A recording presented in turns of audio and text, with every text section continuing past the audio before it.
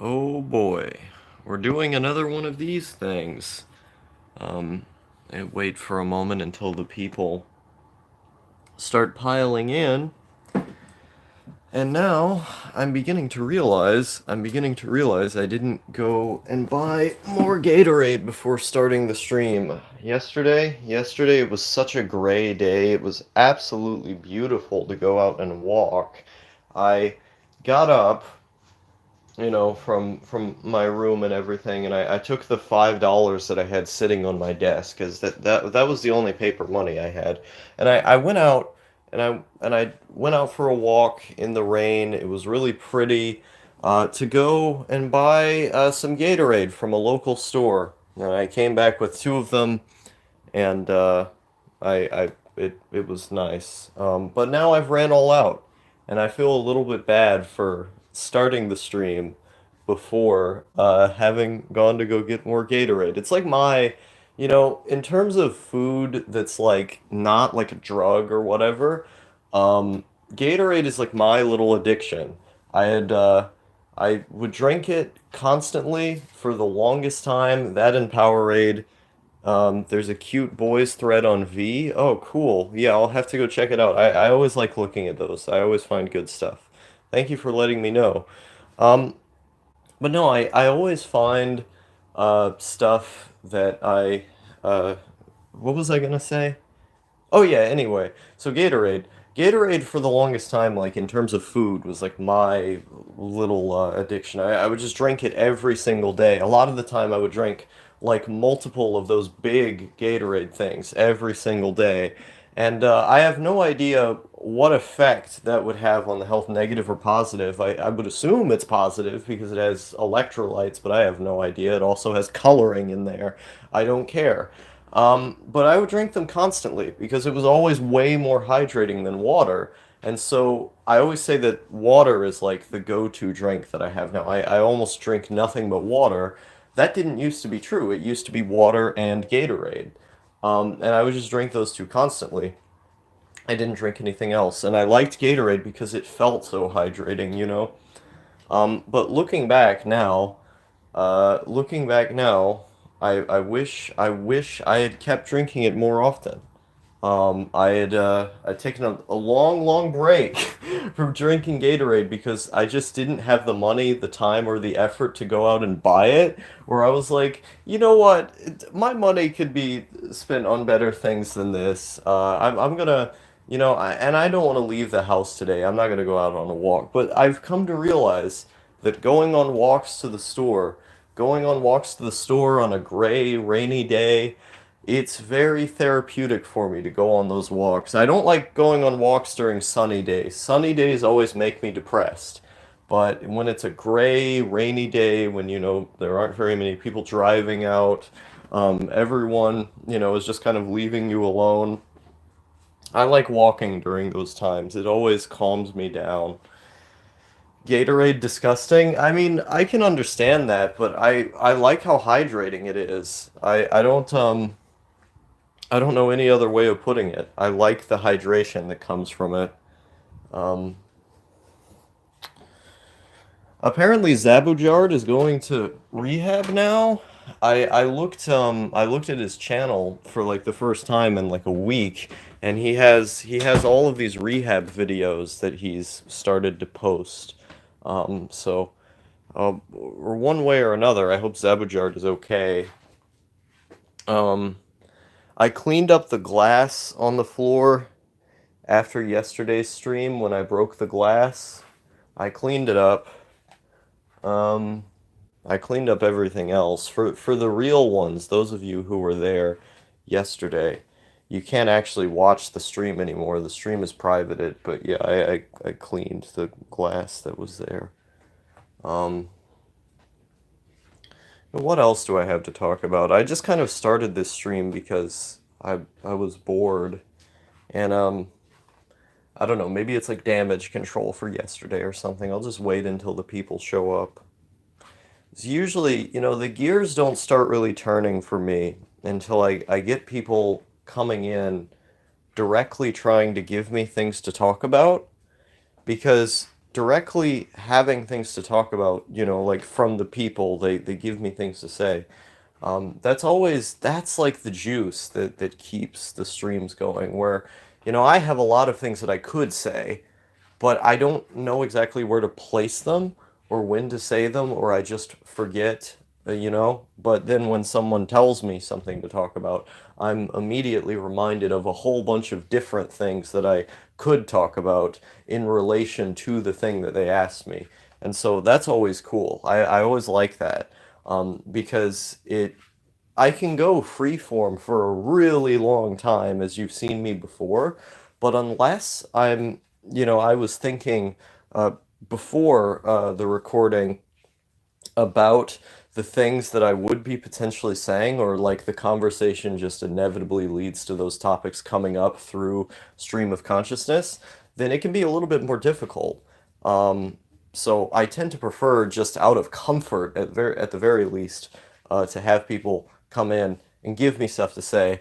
Um, so that way I always know, to keep the engine sturdy and flowing, to where I don't have to, do all the leg work myself by, getting up on a hamster wheel and trying to desperately run across, keeping this mixed analogy has gone too far.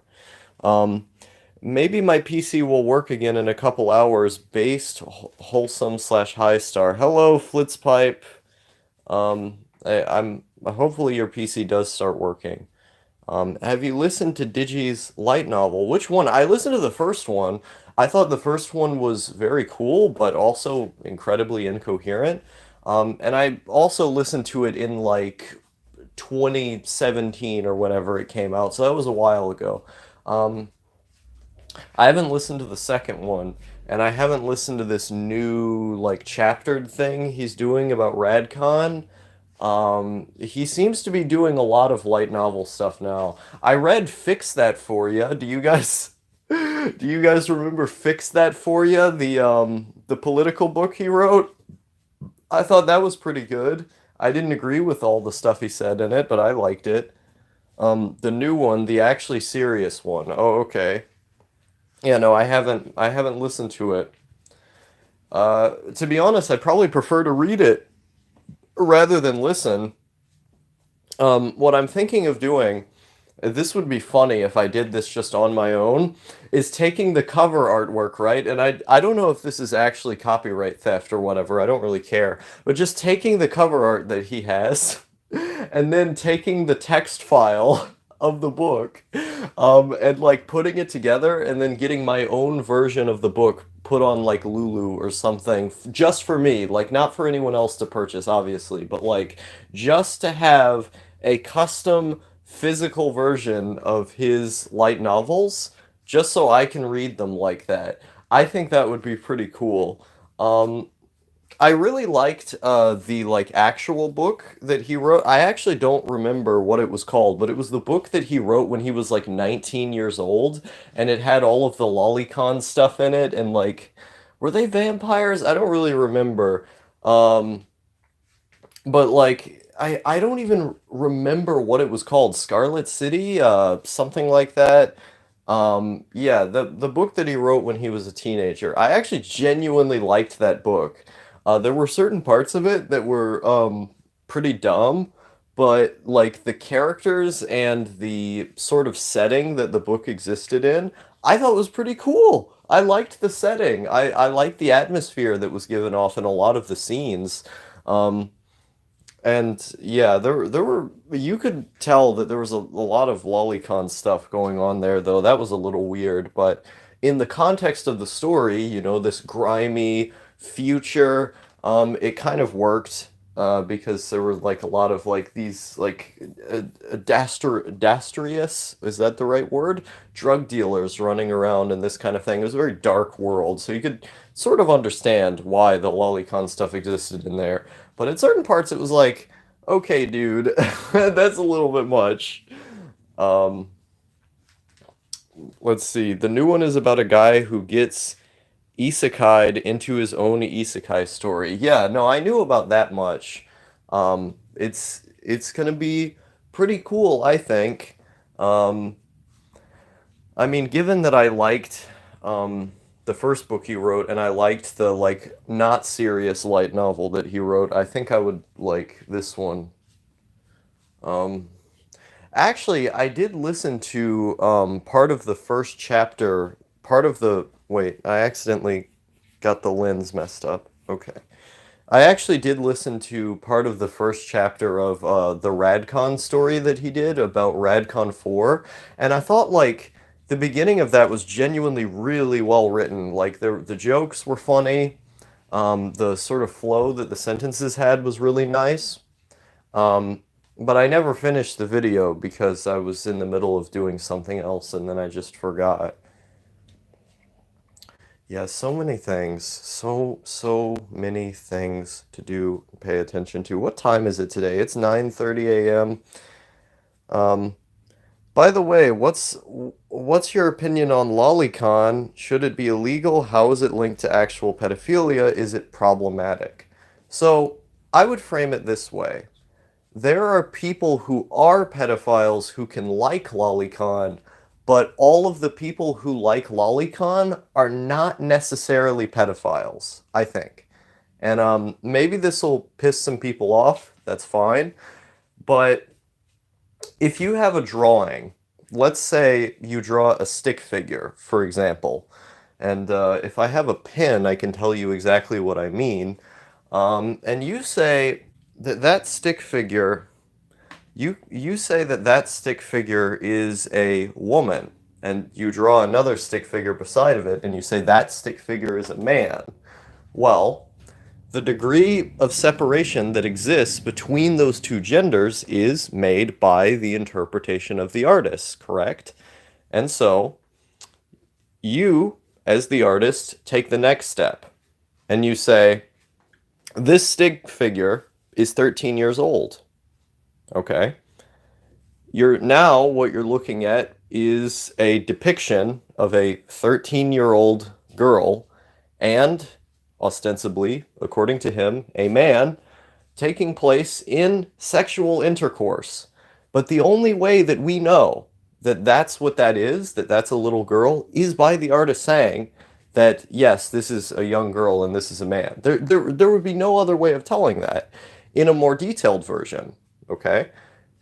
We don't have stick figures. We have, entirely, detailed characters that, they're anime. They don't look like real people, but they're anime. They're small and all this stuff.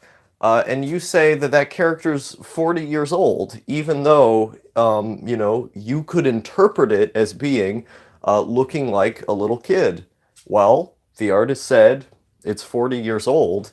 So what degree of interpretation are we on here? Like it, it's so subjective that it's difficult. I don't think it's the same thing as looking at like actual CP, because with actual CP, you have a victim that's involved and the victim is being depicted in sexual acts that are not just harmful to them, but harmful to you to watch. It's harmful to everybody. Like it's a real thing that's occurring, that's right in front of you. It's not a depiction, it's not a piece of art, it is a real thing. Whereas with Lolicon, for one, it's entirely fictional, meaning that there's no victim. But for second of all, because it is a piece of art, it's so interpretive that you can't really give like a hardcore coherent stance. Yes, this is pedophilia. You can't do that because it doesn't look like real people. It's art, it's a piece of art. And I'm not personally a lolicon. I think lolicon is pretty gross. When I look at it, it just kind of makes me go, But I can respect people who like it as long as you're not hurting anyone. Who cares? It's free speech. Just do it. Um, it doesn't really matter to me. Base truth bomb. Nice. The only people who care are boomers and normies. I agree. I don't really think anyone cares that much. Like even if you are an actual pedophile, and you may look at the art and like imagine an actual little girl in your head. Like, I don't know, you just use the art to give like a base for your fantasy or something. You still have to do the legwork of thinking in your head about a real kid, which is pretty fucked up, but like the as long as you're not hurting anybody, I'm not gonna, I'm not gonna sit here and thought police you. There's a difference between thoughts that are in your head and quantifiable actions. If you do something towards another person that is morally wrong, like sexual assault or pedophilia, that should be punished. That's not good. That's not a good thing. Don't do it. It's a sickness. But if it's only in your head and it remains only in your head, who is it hurting? Where is the harm being done? And so, if you're a pedophile and you just think about these things in fantasy, or you try to look at Lolicon to try and aid the fantasy or something, who cares? As long as you're not hurting anyone, it's fine. If there is a pedophile who has never acted on his or her urges and is generally a good person, does their repressed pedophilia make them a bad person? No, I don't think so. Because I think ultimately what is a good or bad person is based on the actions that that person takes. If, a thought can't be an action. A thought is something that's just in your head. It's a way that you feel. Like, you can't, on a lot of things, you can't change the way that you feel. Especially with something like sexuality, I would know. I've wanted to change my sexuality since I was a little kid, Like, I wanted it. If you have a sexual attraction to something, let's say, you really like, I don't know, like dildos or something, and like, you don't like dicks, right? You just like dildos, and you want like your wife to put it in your ass or something. Like, you can't really keep yourself from being attracted to that. That's just the way that you feel. Sexual attractions, you can gain new ones, but you can't get rid of old ones. Like, if you've gained the attraction to something, it's always going to be there. You can't get rid of it, but you can gain new ones, so that, like, basically what I would say is that because I believe morality is based on the actions of a person and the content of their character, thoughts in your head ultimately don't affect those things. You could do good stuff all of your life and have bad thoughts, but as long as you don't act on them, you didn't do anything wrong. So why would you be a bad person at that point? Because you didn't do anything. Um, and so, yeah, hopefully that makes sense. Oso Solopsistic says hello. Hello to you as well. The legality of Lolicon in Germany is pretty based. It is technically illegal, but every law in Germany has additional text explaining the law. In this case, it states that the law shouldn't really care about comics, drawings, etc. Nice. That is pretty base. Man, it's like every time you talk Flitzpipe, every time you talk about certain German laws or like ways that Germany does things, I'm just like, man, that's based. So Germany, you make Germany sound cool. Um, uh, C says good morning. Good morning to you as well, C. I haven't seen you in a while. Hey Star, you're right. People should be judged by their actions, not their thoughts or fantasies. Yeah, thank you. Um, yeah. Yeah, I'm generally in favor of as like when it comes to art, art should be as free as possible. I do have some controversial takes in that, like, I don't think like making a movie that's like, promotes like the KKK or the Nazis or something should be okay. I don't think people should do that. But like, it in general, like, I think art should be very free. You should be free to express, as much as you want.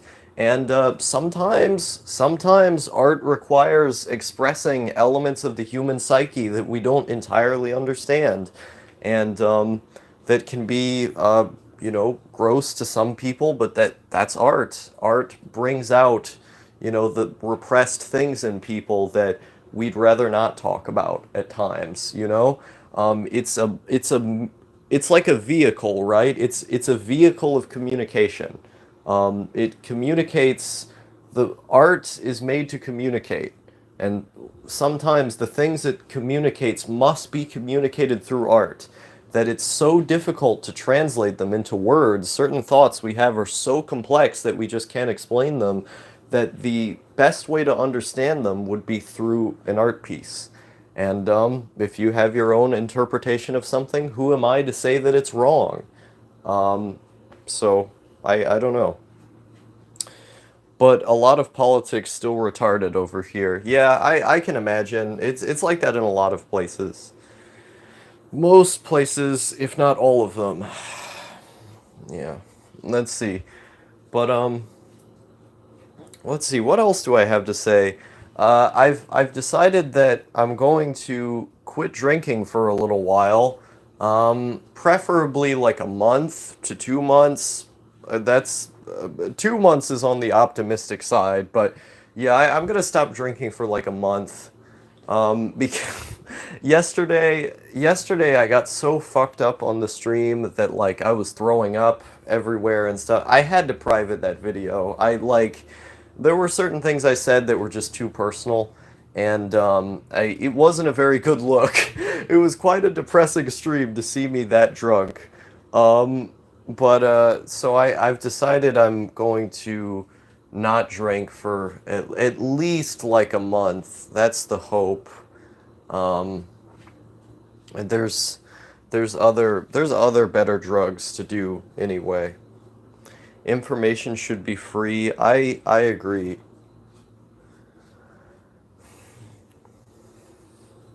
Like, let's see, what was I gonna say? Freedom of information. Man, I wanted to watch that stream because I missed 97% of it.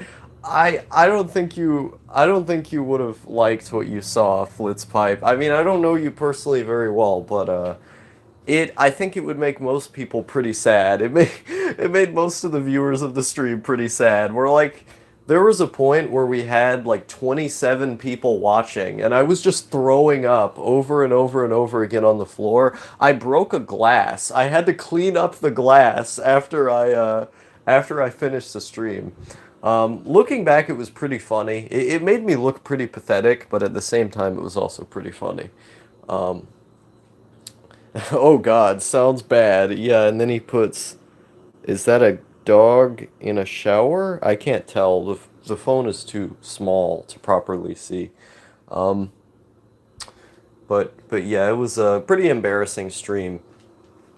Um, I feel like there's so much stuff that I said on there that could be just like clipped out and then put on Kiwi Farms and then, have people come after me and this kind of stuff. It was like that kind of stream.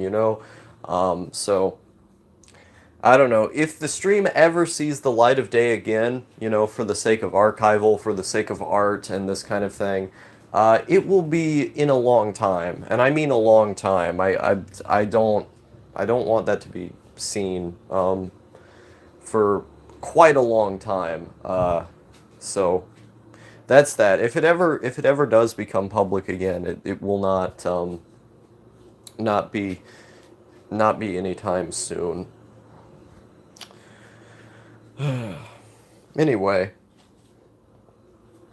see, what else do you guys want me to talk about? I think it's a good day today. Yesterday, it was weird. Yesterday, I was in like a pretty decent mood when I woke up, and then I started, getting so hammered that I felt terrible and basically fell ill. And then after I was coming down from being that drunk and I ate food and stuff and I sobered up, I took, as I was saying at the beginning of the stream, I took this walk outside. It was a gray day, it was raining, and I just took a walk. I was trying to relax, and I went to go get my Gatorade, like I said, and there was something about being outside at that time, like it was almost spiritual. Looking at, the mist that was around me, seeing some of the cars go by as I walked to the store, something. it was like something was in the air that was telling me to not drink. And that's I it was I don't know. I don't know how to explain it. It was like something just came over me where I realized that I really shouldn't for quite some time. So that was that was an interesting experience. Like I don't know how to explain it. It was like something came over me as I was walking. And then I started to feel okay again. Like everything was all right. And I got home and I felt fine. It was really, really weird. It's sometimes you have these moments that are just unexplainable. That stream was something else. Yeah, it was a pretty embarrassing stream. I said so many things that I try to keep under the surface, you know? And I don't want to worry anybody, you know? I don't want to be worrying to anybody. I said a lot of stuff that I try to keep under the surface, you know? Things that I that really should only belong to me, like things that other people should not know about, I said. And so that wasn't good. Uh, I generally don't have very many secrets, but I guess I let them all out there. Um, but yeah, I'm not gonna do that again. That wasn't very safe. Let's see here. First time I got drunk was at an out of school class meetup right before summer break. I drank uh I drank 2 bottles of some wine mixed drink and a couple beers, sat at the river, sang Lil Uzi songs for 2 hours straight. Normally I don't normally I think he's only okay, but I didn't care at that moment. Threw up a couple of times and looked at the pieces of pineapple pizza for half an hour. You just looked at the pieces. You just stared at them. Damn. Um I mean, I told the story of the first time I ever drank. It was a pretty unorthodox experience. Was that I would just take the vanilla extract that was in the cupboard because we had a whole bunch of vanilla extract when I was like 14 and 15. I would just take it out of the cupboard and just drink it because a lot of the time they were like 70% alcohol and stuff. So with only a little bit, I had to mix it with something, but with only a little bit, I could get pretty fucked up pretty fast. And that was the origin of where my habit came from. Is that yeah? So I was 14 at the time. I'm almost 18 now. I turn 18 in April. So yeah, that basically for like 4 years. For like 4 years, I've been on this rodeo. But I make myself look like an amateur sometimes because I'm so small. And especially because that day I hadn't eaten any food. I had eaten no food that day. And so I was on a completely empty stomach. And because of that, I ended up, you know, having a much more guttural reaction than I normally would. And usually when I'm in the presence of other people, I take things too far. Like when I'm drinking by myself, I it's like I know my limits and I can stop when I'm starting to have too much. When I'm around other people, I don't know why I'm like this, but when I'm around other people, I just start going insane with the amount that I'm drinking.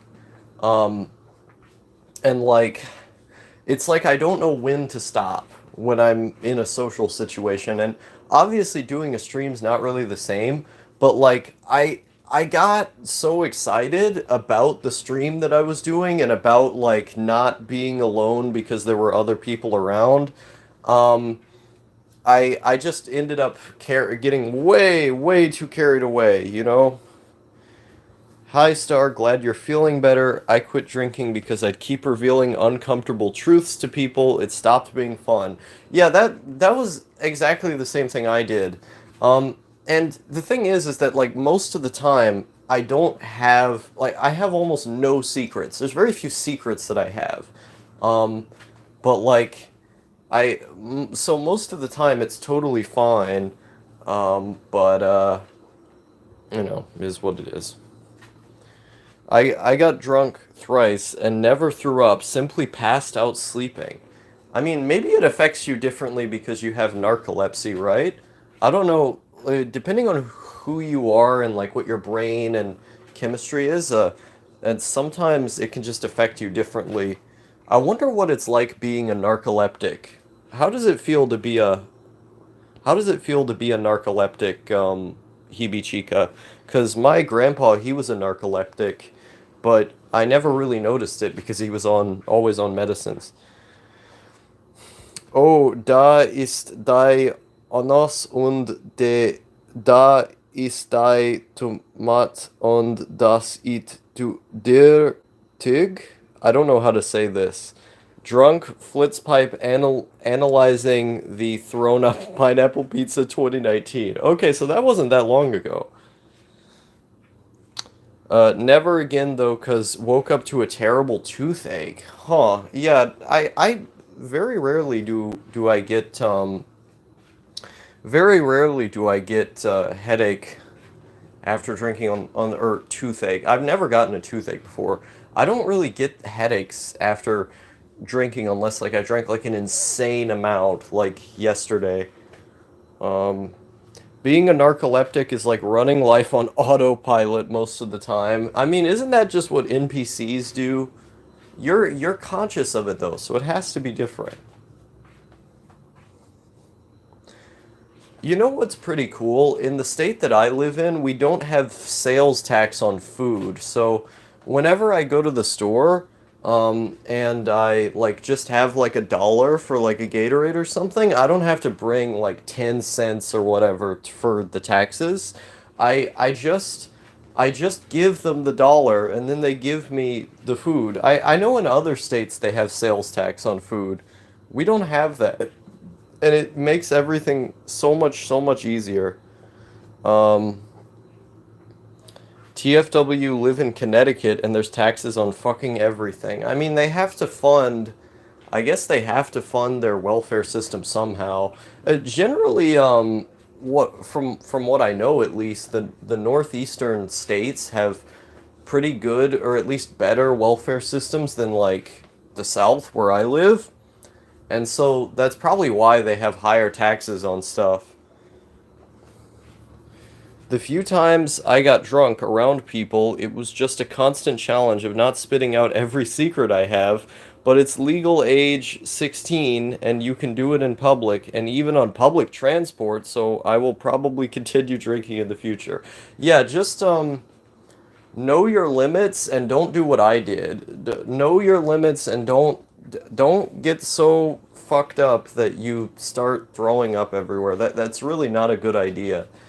Um, and try not to make it too much of a habit the way I have in the past. But that's just my 2 cents. Let's see.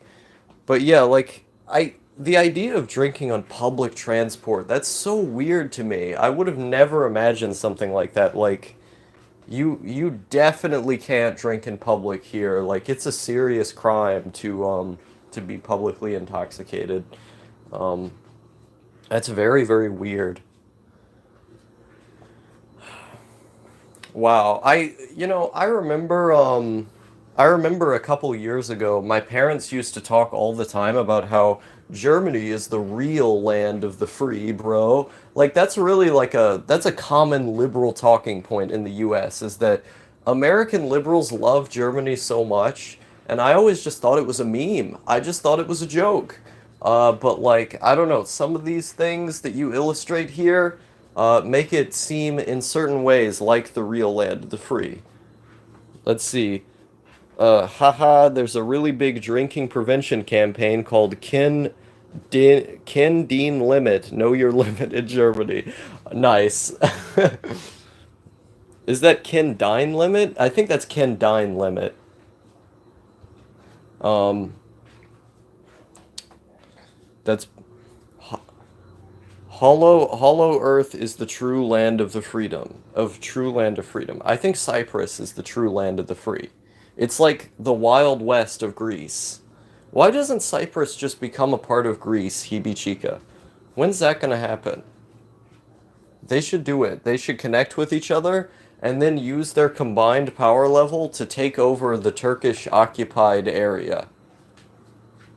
Fucking Turks, man. Let's see. What was I gonna say?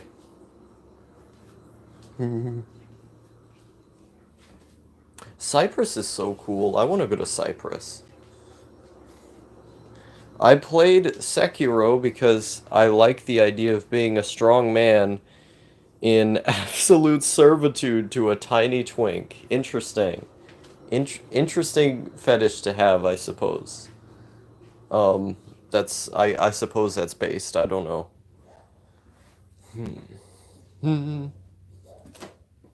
I've only seen PewDiePie play Sekiro because my friend sent me the link to the video and told me to watch it when it came out. I don't generally watch PewDiePie's videos, but that was an easy way to see what the game looked like. Gotta murder motherfuckers to rescue my twink. Nice. Turks bros are okay, lol. South Cyprus would rather not join with Greece, indebted to Germany. Yeah, RIP. Rip Greece. Okay, maybe Germany's not that based at all. Never mind. I played Sekiro because I enjoy Souls games, but to each their own. Yeah, I want to play Sekiro. It seems like a fun game. Um, I haven't really been playing as many video games recently. What I have been playing actually is I got Doom 3 on the Switch because it's $10 on the eShop and that's not very much money. Um, so I got Doom 3 on here. Let me pull it up. Press the same button 3 times. I don't know why they make me do that every time. Yeah, I got Doom 3 on here. And it's a pretty good port, I think. I think they did a pretty good job on the port. It feels better than, the original game. And it's portable, so that's great. A fun game. Did you see Red's My Girlfriend Dumped Me video? I did. Well, that stream's not up anymore, but yeah, basically, I think they're just going to get back together with each other and nothing changed. I don't, yeah, I really don't think this, oh, I'm so depressed, my girlfriend left me arc is going to last that long. He'll be fine.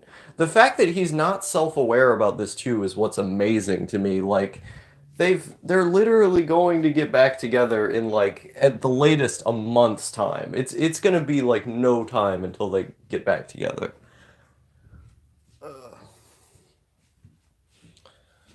Let's see. But I don't understand why he's so obsessed with the Chad meme.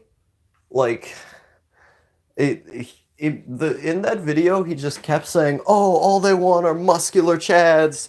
Like, does he ever read Reddit? There's so many women on Reddit who talk about liking guys with small dicks, who talk about liking like smaller guys who look like women and stuff.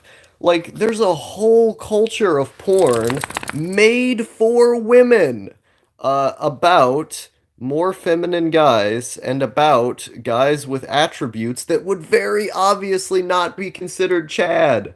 So, like, the idea that literally all women just want that is fucking retarded. I'm sorry, if you believe that on some level, I'm being 100% real with you. If you genuinely believe that all women just want muscular Chads, you on some level are a retard.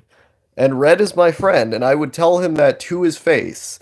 If he would not concede to my point, I would tell him that. Um, let's see. Let's see. Nah, Germany isn't the land of the free. We have to pay healthcare, €18 a month for public service TV, and some other shit. But I mean, that's not a big problem for me at least. I see. Not gonna lie, I felt tempted to laugh a few times even though I felt bad for him, all the Chad stuff made me giggle. It's very silly.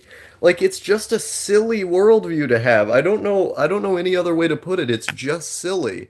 And like when I tell him stuff like that, the only thing he can do, because he can't make any arguments, the only thing he can do is say, "You're just younger than me, bro, so you don't understand." Oh! It's like, calm the fuck down, man, for one.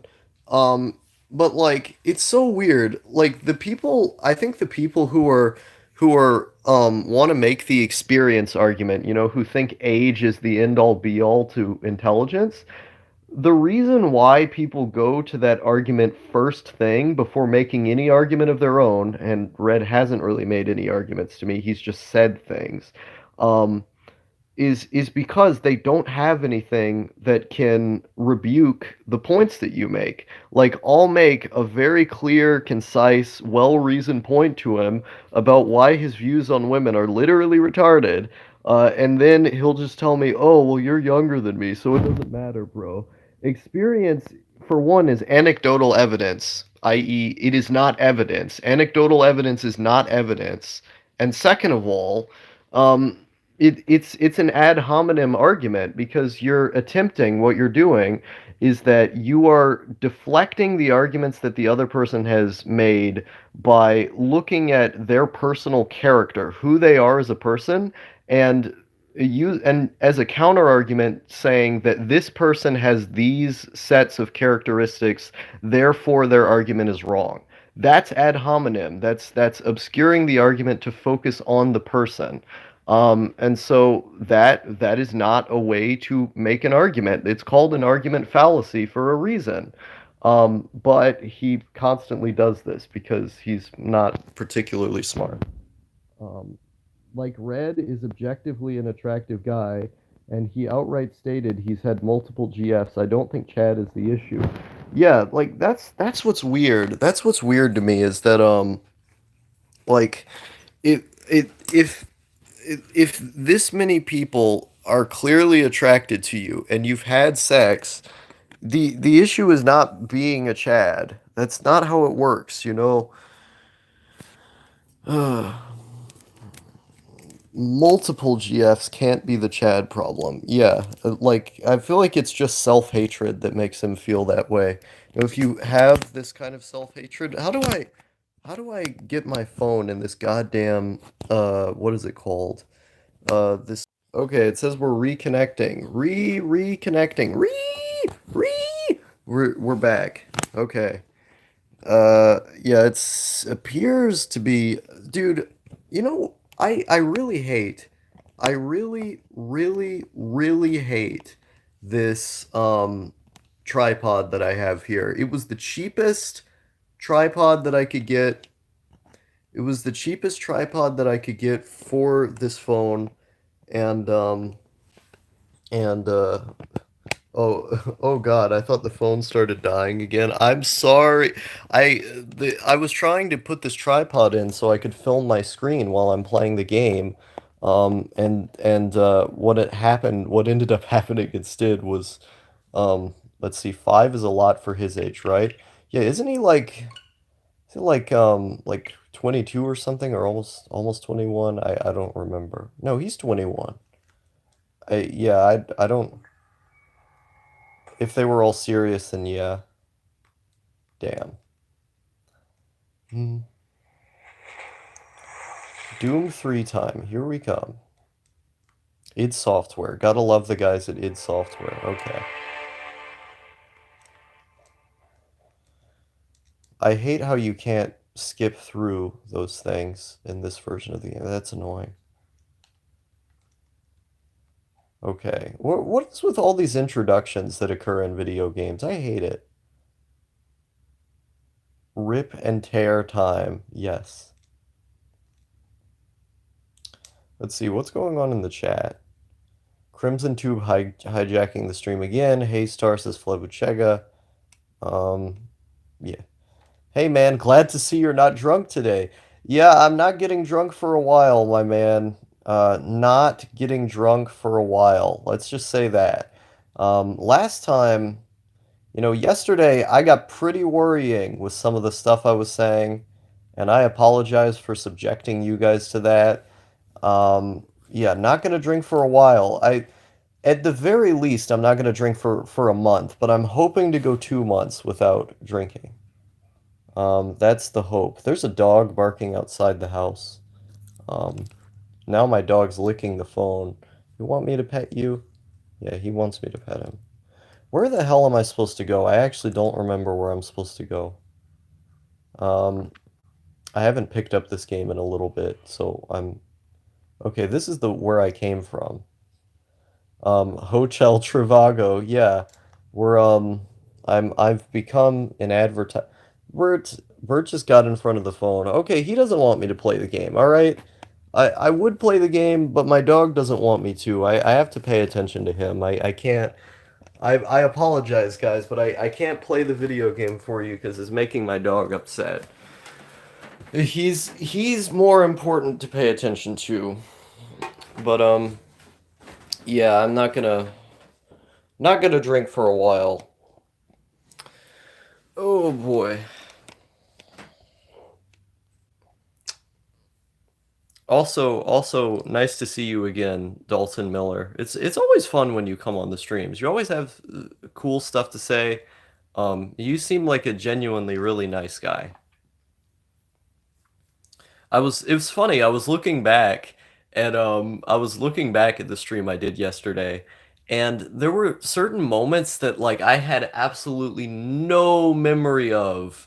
Where like, for example, when I broke the glass, I cleaned up all of the glass off the floor, but in order to know that the glass had broken in the first place, once I had sobered up, I had to watch the video just to know a glass had broken. I didn't remember that.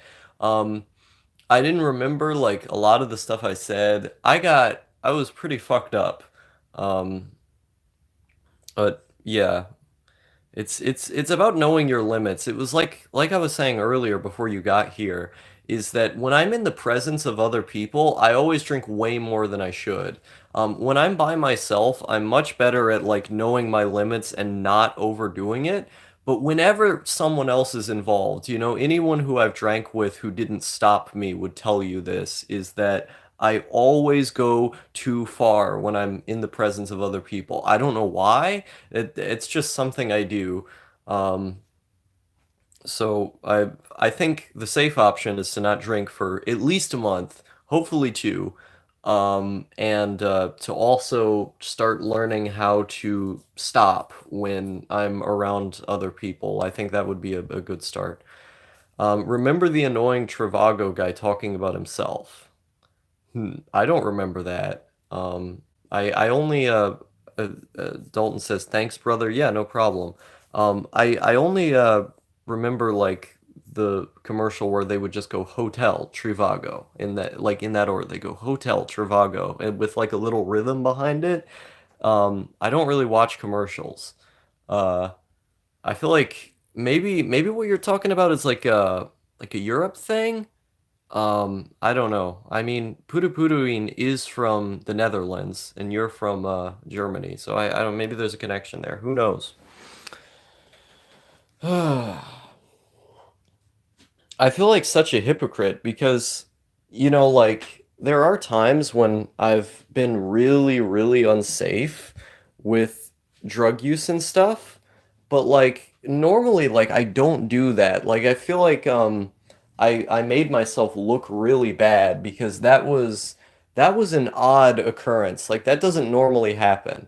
Normally I reduce harm and stuff and I don't overuse them. And normally, like in general, I'm pretty good about it.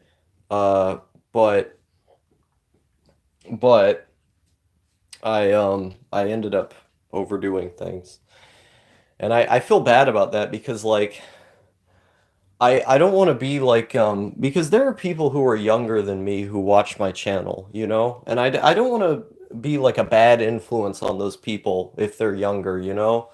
But in general, like I feel like the video, in a sense, uh, worked as like an anti-drug PSA. It was like never go too far on alcohol because you could end up like this guy.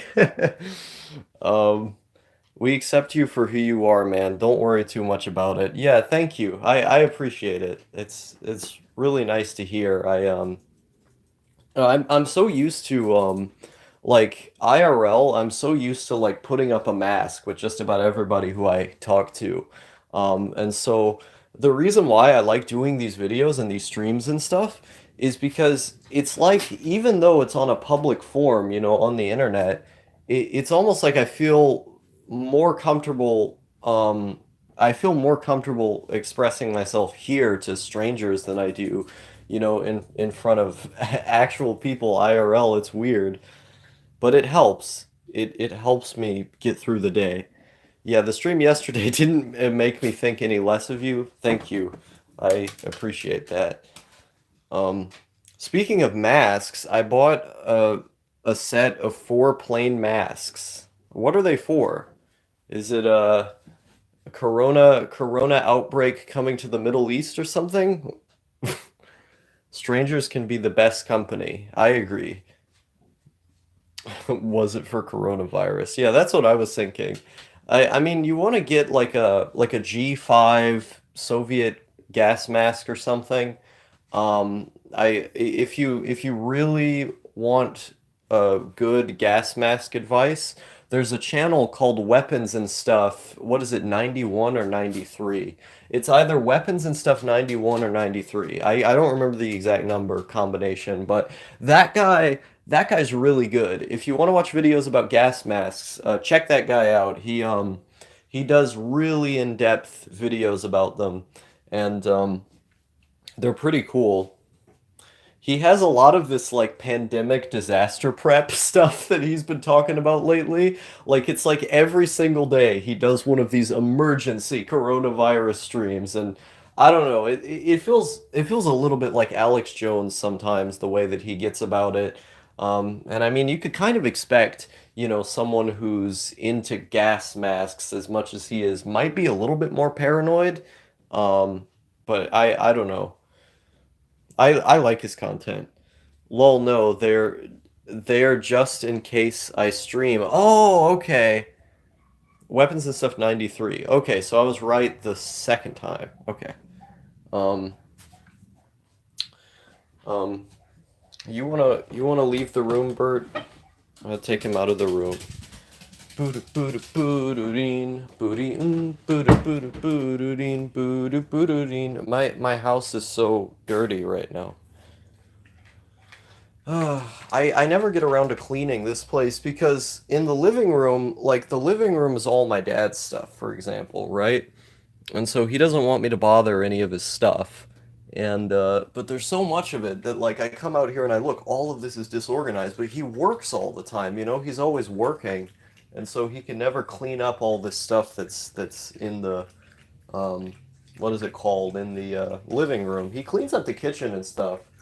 I had to clean up the kitchen yesterday because I threw up all over the place. But I don't know. It feels a little bit weird to have, this much clutter going around. I feel like some people really want a happening to happen, like Mr. Medicare getting excited in his Woo Flu streams. I don't um I don't watch Mr. Medicare. I don't think his videos are interesting. I don't know why people are so obsessed with him. He just seems kind of like a normal guy. Um, I mean, maybe just hearing about the drama he's talking about is enough for people, but I don't really care about that stuff. It doesn't really interest me. I don't like drama videos in general. I think that stuff's boring. Every single time it's boring. I don't even know who he is. Yeah. I think, wow, it's raining again today. This is so good. It was raining yesterday. It was raining yesterday and yeah, it was. I guess you can get a look at it a little bit out there. It's not showing too well, but yeah, it was raining yesterday, and it was like there was mist everywhere and stuff. Dude, I love mist. I love mist so much. Yeah, you can't really see it well, but yesterday there was so much mist and it was beautiful. It was so pretty. Hey, don't pee on that box. Don't do that. Well, I guess I gotta clean that up. What- it- Why are the bags that the booze came in still here? Ugh. Let's see. Okay, let me. I have to clean up this part where the dog peed. Pooda pooda poodoodeen. Poodeen. Pooda pooda poodoodeen. Pooda poodoodeen. Hey, don't do that. Oh, this old thing my sister made for my dad got peed on. Fuck you, dog. Don't do that. Uh, let's see here.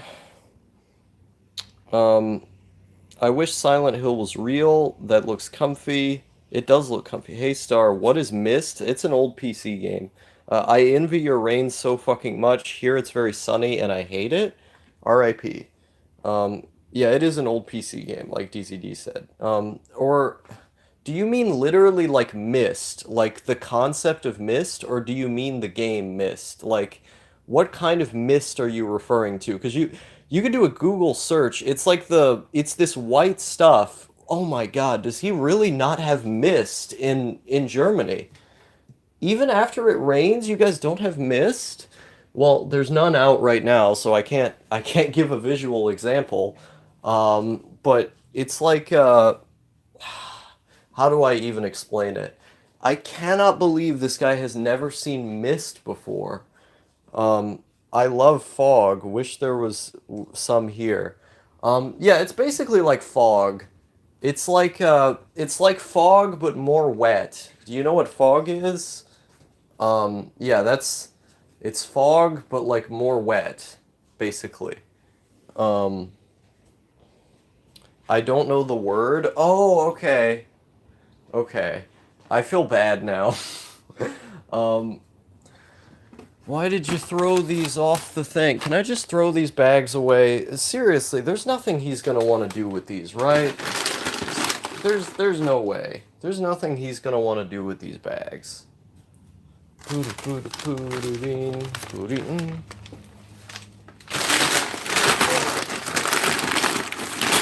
Okay. Let's see here. Yeah, Mist with a Y. That was a good game. You can beat that game in like 10 minutes. I think I almost did before. 'Cause I was trying to memorize all the different puzzles that you had to do and stuff. And it's really easy to beat if you just know what to do. Like the fun of the game is in figuring out how to do things. But if you know how to do things, you can beat the game so quickly. It's insane. But I used to like the Myst series a lot because I was introduced to it on the OG Xbox. And, as we all know, OG Xbox, it's like the PC powerhouse and all that. But there were two Myst games on the OG Xbox. There was the third game, and then there was like the fourth one. And I really liked those games when I was younger, but I wasn't very good at reading, so there was a lot of stuff that just flew right over my head, and I would end up stumbling around the adventure instead of doing it properly because I just didn't know what I was doing. Um, and so I spent so much time in that game having no idea what to do, but I still liked it anyway. It was like when I actually could do something, it was like, wow, I did something, and then it was euphoric. Um, I liked the Zork series. Have you guys heard of the Zork series? Zork the Grand Inquisitor. That game is another really good PC exploration game. Was your dad pissed yesterday? No, he just said, ba- how do I word this? So he had gotten home, and he looked in the sink and saw that glass was in the sink. And he asked me if I broke the glass, and I said yes. And he said, well, it doesn't matter. It was your mother's glass anyway, kind of as a joke. And, I laughed and everything. And he asked me about the alcohol that was missing. And he said, were you drinking today? And I said yes. And then he said, this stuff is really expensive. I would prefer it if you left it alone for like special occasions and stuff. And then I said, I'm sorry. All right, I won't do it again. Which is true. I'm not going to do it again. And then he said, he basically just said, it's all right. Did you throw up? And I said, yeah, I threw up a bit. And then he said, well, that's a waste of alcohol. And I said, yeah, I drink way too much. And then he said, yeah, that's okay. So he wasn't mad. He was pretty understanding. Um, he just kind of went back to what he was doing where it was funny pretty soon after like I went into his room and I thanked him. I thanked him for not being angry at me and then he said, "Yeah, it's no problem. I've been there before. I understand. I've just been trying to be more happy these days." And I thought that was kind of that was kind of a weird statement. I've just been trying to be more happy these days. It's all right. I don't know, like it sort of gave me mixed signals at first, but the more that I thought about it, it sounded it was pretty wholesome. Um, Sounds familiar. Oh, that's good. He wasn't too upset. It's funny because Mist is the German word for damn, dung, dirt, manure. Interesting. Sounds familiar. In what way? Um, but yeah. So he wasn't mad. He just told me not to do it. And that I mean, I had paid for it technically anyway, which he had known. So he had said, "Yeah, just don't complain about having to give me money anymore," which I thought was pretty funny. Because basically I had paid for it was because the ad revenue that I had made on the 21st of January was like $150. And so I gave him the $150 and most of it was spent on bills and then like $30 of it was spent on alcohol. So it was basically my money. And then he said, "Yeah, if you're gonna do that, just don't don't complain to me about money anymore." Um, Nice you got a wholesome moment out of it too. Yes. Zork the Grand Inquisitor. Yes. Yes. It's Zork with a Z. But it's a game pretty similar to Myst. It's based in like the world of magic where like magic is illegal and you're a guy who wants to do magic and there's really funny FMV cutscenes in it, but like they're good kinds of funny. They're not like the so bad it's good type of funny FMV cutscenes. Like the FMVs are genuinely good. Um how are you, Star? I'm doing pretty good today. Typical dad, move on, drunk son, not mad, just don't do it another time. Damn. This man violated over here. But no, it was I felt it was weird like cuz usually when people get mad at me, it just makes me want to do the thing again. But after he told me that, I really felt like I shouldn't do it again. Like so from now on I'm gonna give it a rest for quite some time. It's so weird, right? Like usually when people get mad, I have the urge to do the thing again where it's like, "Oh, yeah, you're mad. I'm gonna show you, old man." But when people just calmly tell me that, okay, yeah, you shouldn't have done that, or they explain the reasons for why I shouldn't have done that, it makes me want to do it, less, where it feels like what I did was really wrong. Um, let's see here. Uh, let's see. White people parenting. Damn. Um, Fugging autocorrect. I see. Oh yeah, Cork. I get what you mean now. I would like a video game about corks. That'd be cool. Like it's like pin the tail on the donkey or something. You have to get the cork in the yeah, that would work for like 5 minutes. Why are you sitting over there, Bert? Are you ashamed of what you did? Bert, hello.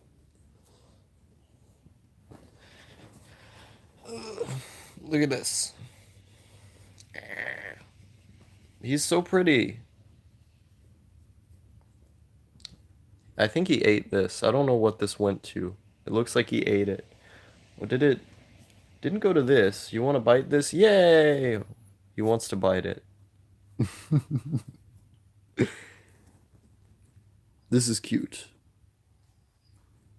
He just keeps biting it. That's the thing. But he wants this more. This is plastic. You're gonna eat parts of it. I can't let you do that, Bert. Hmm. I can't let you do that, Bert. Back away from the plastic, Bert. I'm I'm Hal now. I'm Hal telling him not to bite it. Here you go. Yeah, white people, white culture. That's an interesting topic. I actually live in a black neighborhood. Did I ever talk about that?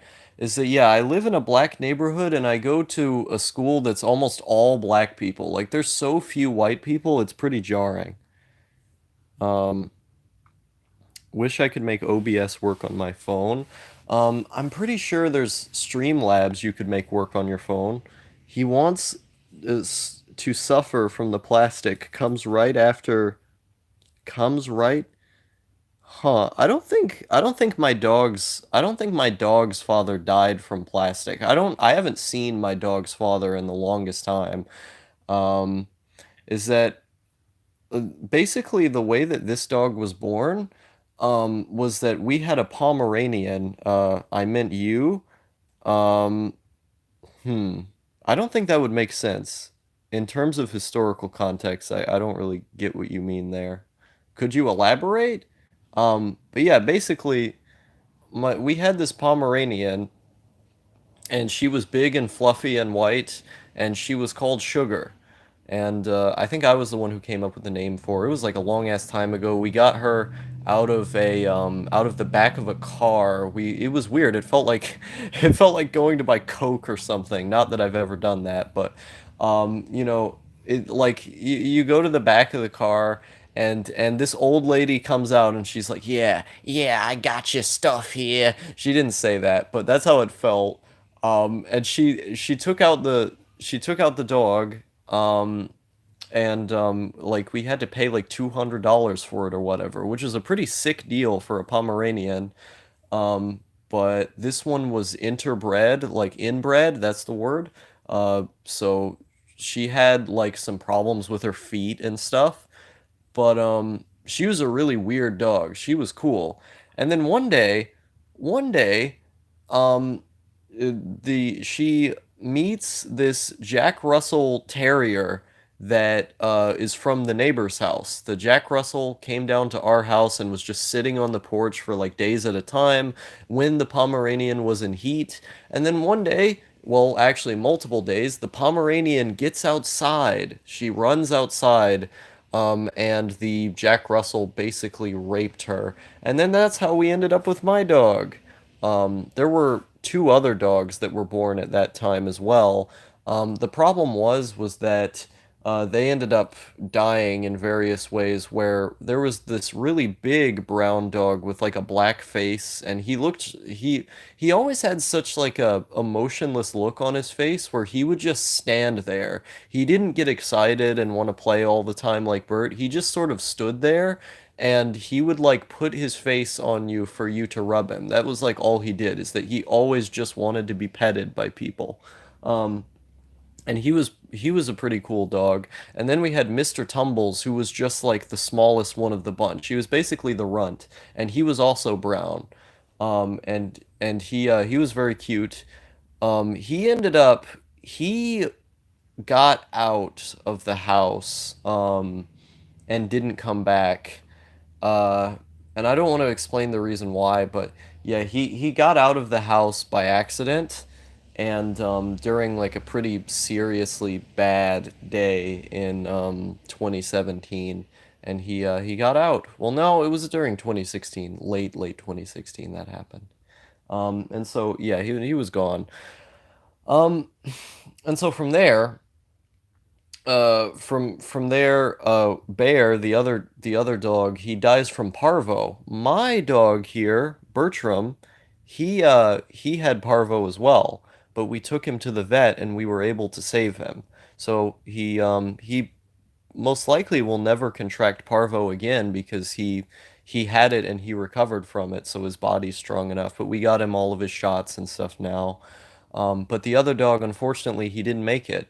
I remember sitting because we thought he had rabies. We didn't know it was parvo. We put him in a cage, and he was sitting in that cage, like just throwing up a whole bunch and sniffling, and it was really sad to watch him die like that.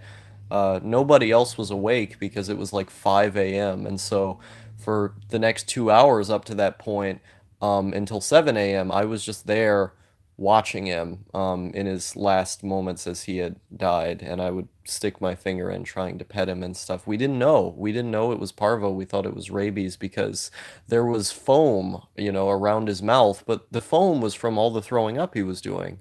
And so we didn't have the money at the time to take him to a vet, so we just didn't know what to do. And he was acting so aggressive that it seemed like it was rabies, but we couldn't tell. Um, so yeah, it was a sad way for him to go out. Um,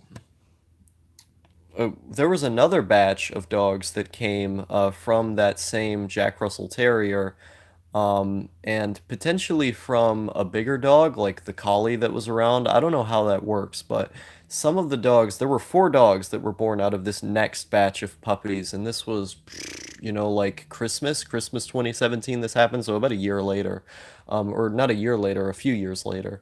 Um, uh, the other dogs at this point had died, I think.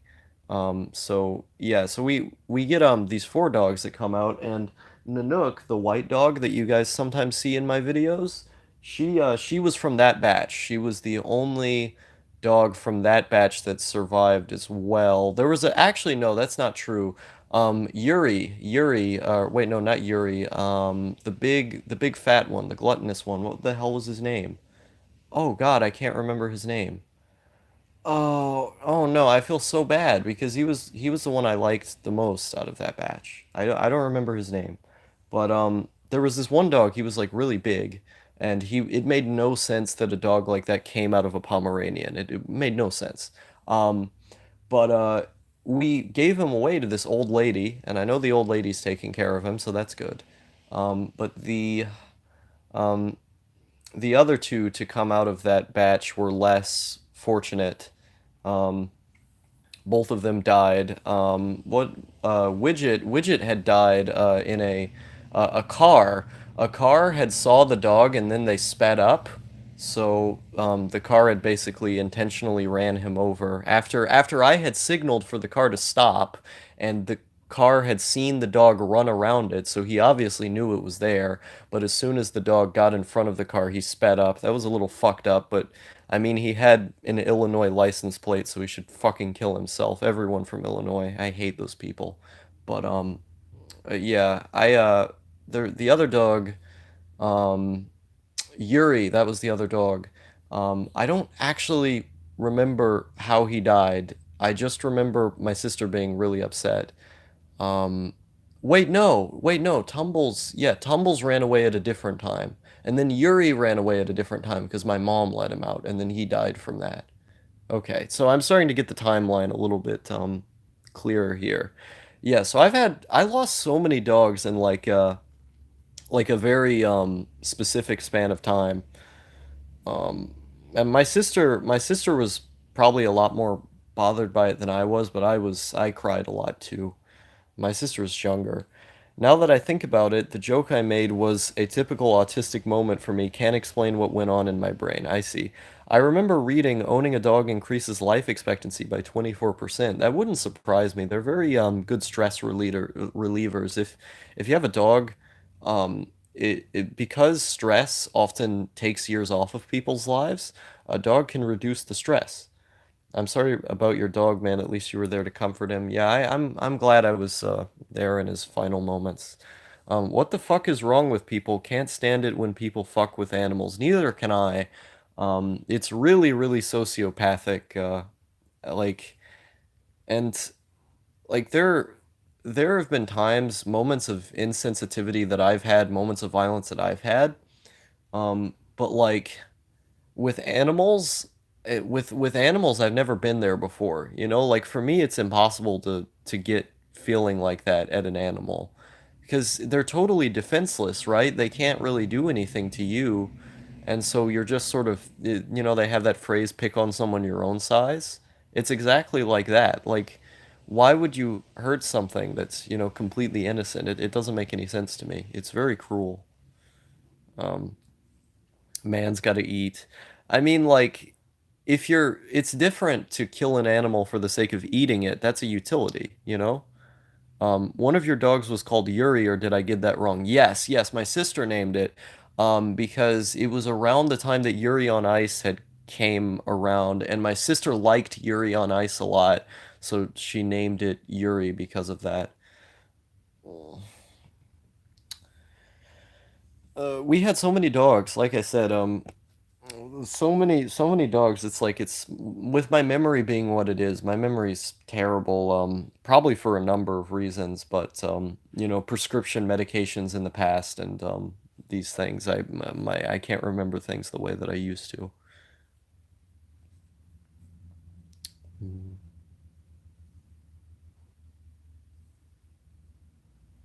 He's always very calm. Look, he always does this. My first dog will be called Shota or Futa. Nice. Look, he always keeps his mouth open like he's smiling like a person. It's so cute. Like his tail's not wagging or anything. He's not really like shaking like he's angry either very much. He's just he just has his teeth like that, like they're gritted. What's going on? He's not really moving. Are you okay? Bert.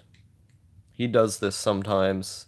He just literally just sits still with his teeth looking like that, and I don't know why he does it. Does he want food? Does he want good food? I don't know what his deal is. Okay, now it looks like he wants to get up. I can see, now he's doing okay. Can you stand up? Stand up for me. Come on. He doesn't want to stand up anymore. Come on. Okay. He doesn't want to show you the standing up. Seems like a chill dog. He is a pretty chill dog. Now he's licking the phone. He wants to lick you guys. No, he's speeding up. Yeah, he was speeding up. Oh, look at this. He's trying to sit in the middle of my leg is right here. He's trying to sit in the middle. It's cute. Oh. What do you want, Birds? He just wants to be petted. Uh, there's got to be something better I can give him other than that food, right? Like, what about like some sandwich meat or something? There's got to be something like that. And oh my dear Lord in heaven, look at this. Look at all of this bread we have. Where did this come from? Where did all of this bread come from, my guy? I don't. Where did this bread come from? Oh my goodness. The things people do when I'm not around. Oh, that's why it was 36 cents. Who's gonna eat this? Uh, I could, maybe pepperonis would be too spicy. Maybe that's not a good idea. Uh, let's see. I want to give him something special. Haha, your dad got it for the next time you get drunk. That would be funny if that were the case. Okay, why would I expect...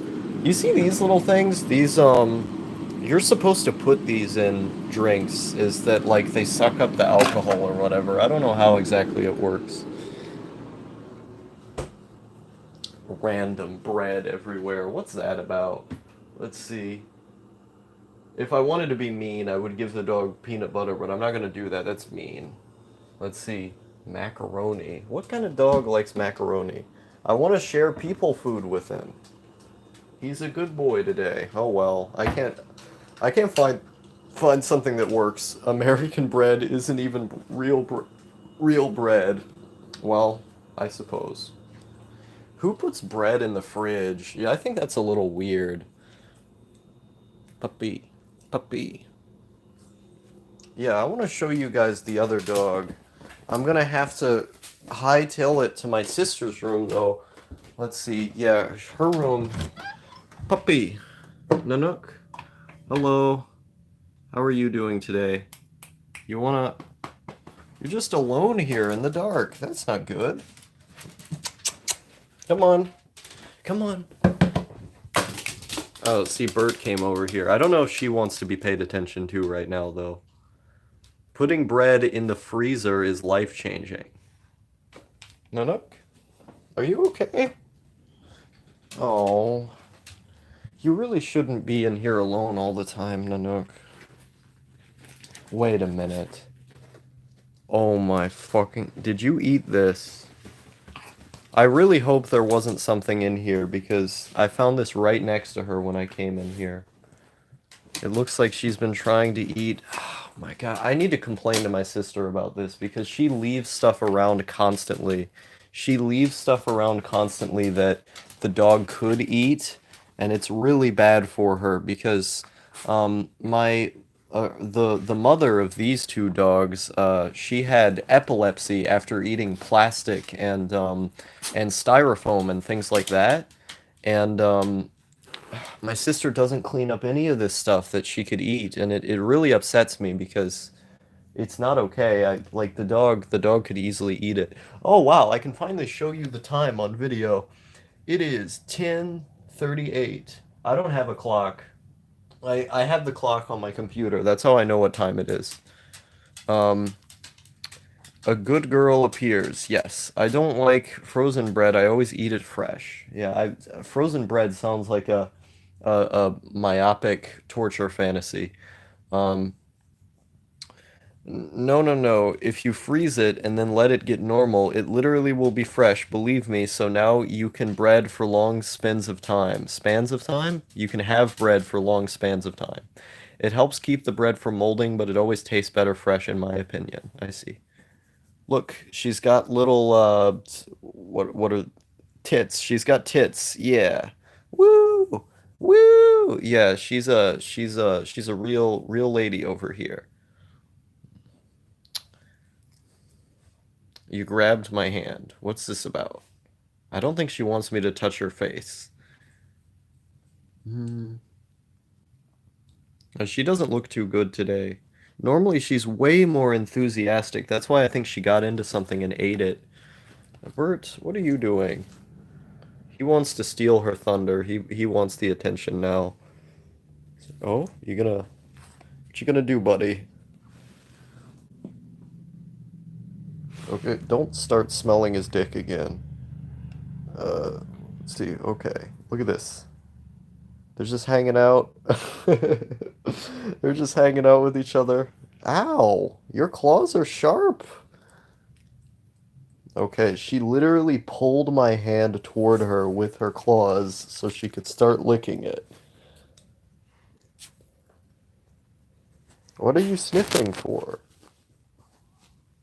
They always do this constantly. They're constantly sniffing for stuff.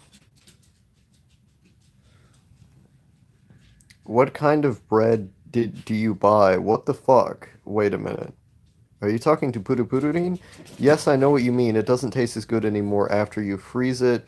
Well, I don't like the normal bread at all, actually, so I usually eat baguette type stuff or bun. What is it with you Europeans and bread? It's like it's all you people eat. Okay. Purupurupururin. Hey, now, don't dogpile on me. Hey, that's listen here, young man and girl. Okay, he wants to sit on my chest now. Baguette doesn't work, I guess. Are they gonna battle each other? If they're gonna battle each other, I'm gonna have to split them up. Oh, he wanted to go down there.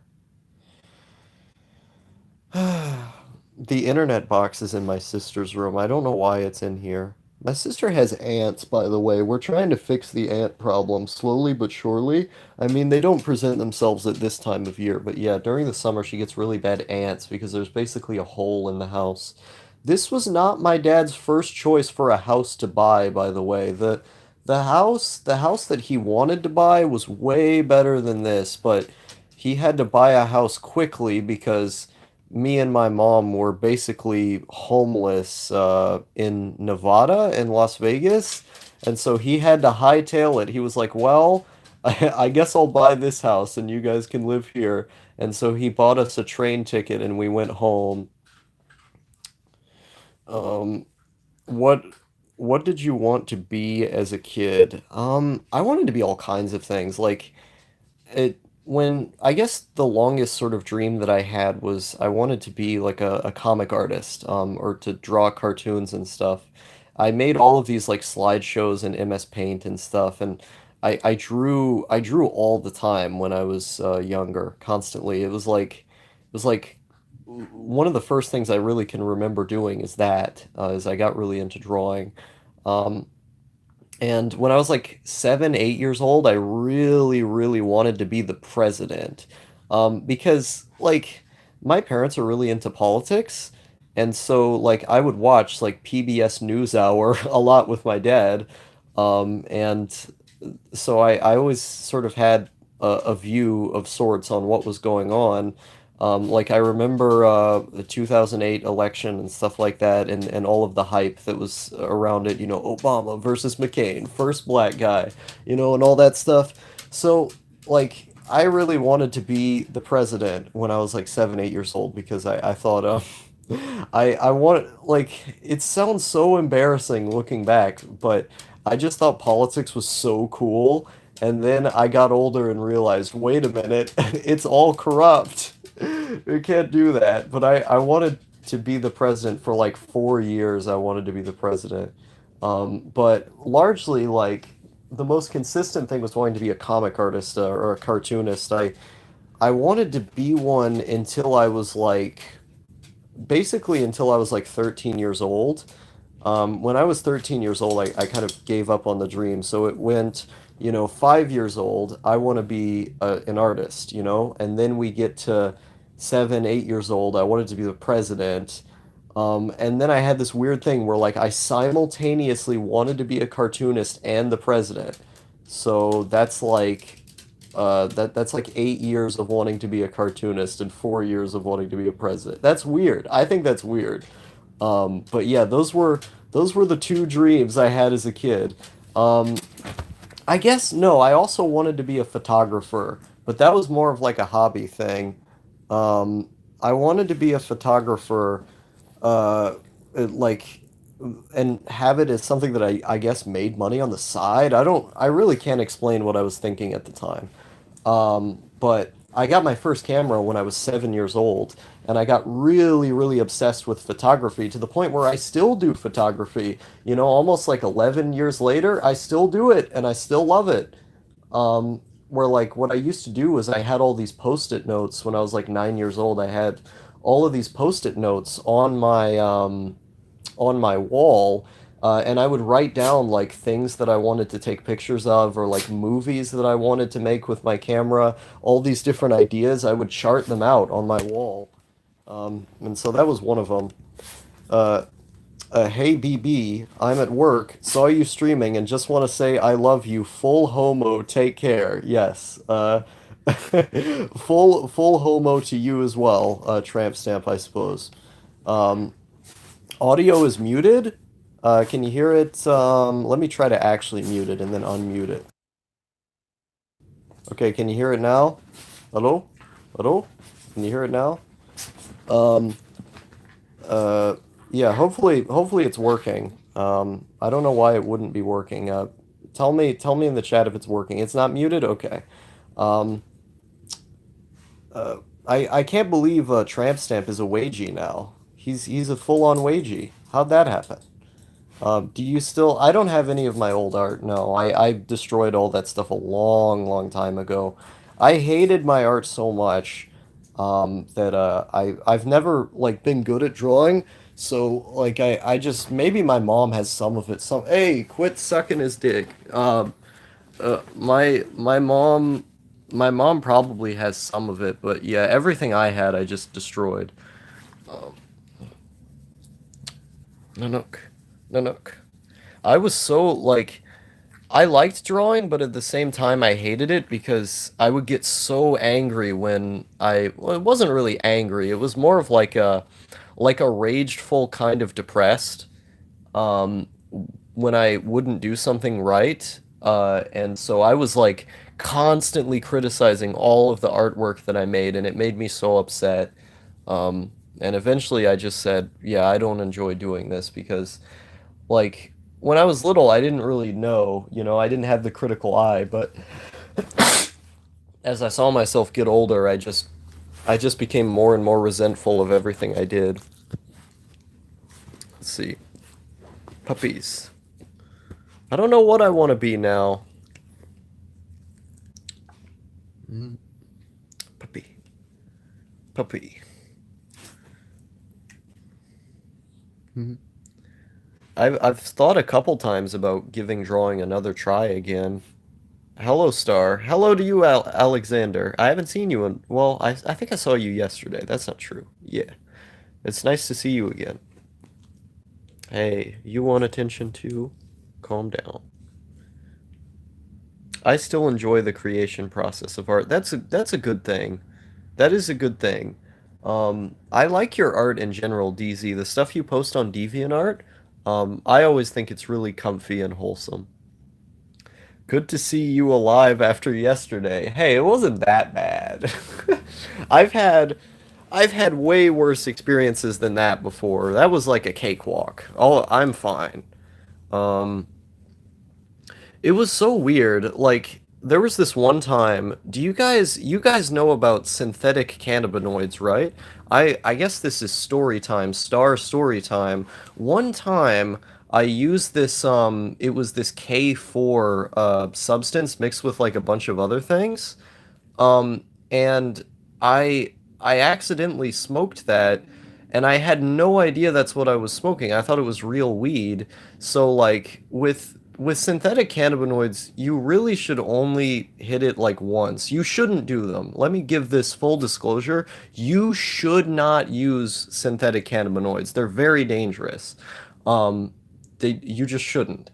But I got these two blunts from someone who was a trusted individual, and so I just assumed, oh yeah, it's weed, whatever. They wouldn't give me something bad. And I just wasn't thinking about it, and this was when I was recovering from my kidney stone. So it was even worse because I had taken three hydrocodone pills at this point. And I was starting to get the feeling of, okay, I'm nodding off or whatever. But I get these two blunts, and I have them here, and you're again only supposed to hit them once. But I took the blunt that I have, not knowing that it was weed, and then starting to realize that it wasn't once I hit it. But at that point, I had already smoked like half of the blunt, basically. And the thing was, and this is what made it all the more scary in retrospect, was that it was not just K4 that was in the spice. It was K4, spice. There was some kind of like bug killer in there. And then the other substance that they had was some kind of like amphetamine. I don't know what it was, but according to someone who was adjacent to the person who had given it to me, again, not a lot of context here, but it was there was some kind of like other stuff that was put in there that, that's like basically for meth addicts. So it was nasty. Like it was not just synthetic cannabinoids. There was some nasty shit that was in there. And you're only supposed to hit it once if you use that stuff, which again, you really shouldn't. Um, and I basically went insane. My manager at Arby's made me smoke K2 back in high school when I worked at Arby's. R.I.P. mate. Yeah. Can you see me again? Okay, it's working again now. Yeah, the stream died for a moment, but basically I at this point I started like being able to comprehend reality properly. My heart was like beating out of my chest, and it was really, really scary just how hard my heart was beating. Like I'd never felt that way before. Um, and I went to the bathroom and I started throwing up all over the place. Sound, it felt like I could feel sound. Like when I heard a sound, it physically hurt in my body. I was hearing police sirens that weren't there. I was hearing voices that weren't there and stuff. And I felt really terrified, like something terrible was about to happen. Like it was an insanely paranoid experience. So I just kept throwing up again and again, and eventually I start laying on the floor with like my entire body hurting, and my heart just continues beating, like over and over again until eventually it gets to the point where it goes doom, doom, doom, like starts slowly be like slower than it normally would. and then I just passed out. And at this point, when my heart is starting to like go haywire as I'm laying down, I had the expectation that I was about to die. I believed I was genuinely about to die just there, and that's how it felt. And then I ended up waking up, and I had a headache when I woke up. I didn't feel good by any means, but I I felt, I wouldn't really say relieved to wake up unscathed and all right. I'm gonna leave your light on. Um, I just sort of felt like, huh, that was a thing that happened, because I thought that like when I went to sleep on the bathroom floor there, I thought I was about to die. Like I thought that was the moment. This is the end of Star right here. And when I woke up, I walked into my room and I just smoked it again, which was pretty stupid. I probably shouldn't have done that. I didn't smoke nearly as much, but immediately after having smoked it again, I went to the bathroom again and threw up and ended up feeling paranoid, albeit less so for a while. So that was pretty dumb. But yeah, that was the to it like it wasn't just spice. It was like a weird mixture of all these things, and like with the amount of it that I had used, that was quite a nerve-wracking experience. I Yeah, probably the worst, absolute worst drug experience I've ever had. It was hellish. It was very hellish. But the lesson to be learned from that is that you have to be more careful. I was less careful before that point. And, you know, it's something you have to learn from. The definition of insanity is doing the same thing again and again, expecting a different result. I mean, I guess I did kind of make myself sound insane because I did it afterwards anyway. But at that point, I don't know. I don't know, really know what was going through my head. I wouldn't do it again. Um, it was pretty scary dealing with customers and shit. I can imagine. Um, but yeah, I don't know. It was like it's so weird because like whenever I tell that story to other people, they say, "Oh, it sounds terrifying. I wouldn't be able to handle that and these other things." Um, but like it was horrible. Like it was a horrible experience to have, but at the same time, like I feel so disconnected from my own body, like that. Like when something bad happens, like how do I explain this? It's difficult. Hmm. I don't know how to explain it. Like I don't know. I just have a really high tolerance for pain. Like when I'm in a lot of pain, or even when I'm in like near death scenarios, I just sort of accept it. Like I have this very like stoic acceptance of pain, to where I feel like even though the experience was absolutely gut wrenching, it didn't do the same thing to me that I think it would have done to other people, you know? So I don't know. It was one of those lucky moments where I could have genuinely died. Like the person who I got it from, they said, "Yeah, you could have died." And so, so it wasn't just my head that was telling me that. You know, it wasn't just the paranoia. It was, especially with the way my heart was, there was a real underpinning to that. Especially because you mix it with fucking opiates. What the hell? You know, like, so, um, yeah, that was quite an interesting experience. Yeah, you have been teaching me a lot about drugs these days. Well, I haven't had as many things to talk about, so I've had to find something to talk about on these streams. Jeez, I guess I'm glad. Don't make my mistakes. I'm glad to be helpful. Look at me as an example. Look at me as an example of stuff you shouldn't do. Are you gonna bite it again? Let's see. You're not gonna bite it. You're just staring at it. Come on. Come on. There you go.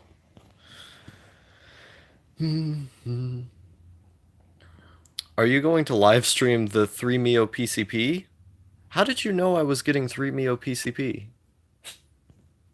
Um, I mean, I don't know if that would be an interesting live streaming experience. Uh, how did I guess I must have mentioned it yesterday. Uh, that's weird. Yeah, I don't know if that would be an interesting live streaming experience. I think it was mentioned on yesterday's stream. I see.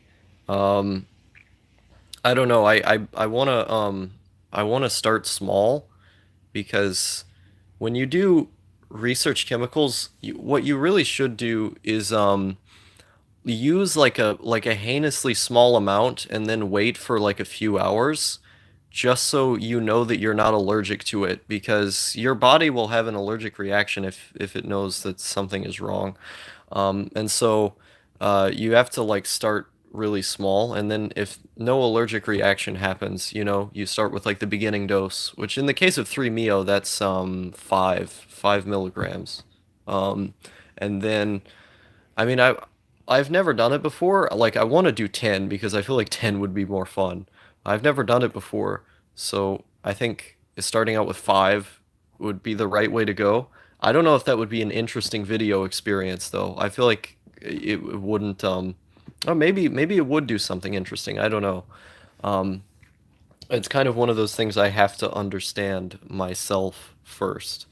It's so weird, right? Like the vendor I got it from, I paid 30 euros. 30 euros for a gram, which a dose is 5 milligrams or 10 depending. I mean, if you want to go strong, you do 20, but a lot of people would not recommend that. I don't personally know, but a lot of people would not recommend doing 20. Um uh, so what was I saying? So yeah, but it was so weird because I got a gram of it for 30 euros and a in a gram there's 1,000 milligrams. If there's 1,000 milligrams in a gram, that's like well over a year's worth of stuff, you know? A very good deal. I wish I had the option of buying less though, because you could only really buy it in bulk from them. And so you had to buy a large amount or just no amount. Um, uh, yeah, you mentioned it yesterday. I remember because I've tried it and I haven't talked to anyone else who knows about it. Oh, okay. Um, Yeah, it seems like a very interesting chemical. I I feel like four Meo PCP would be more interesting.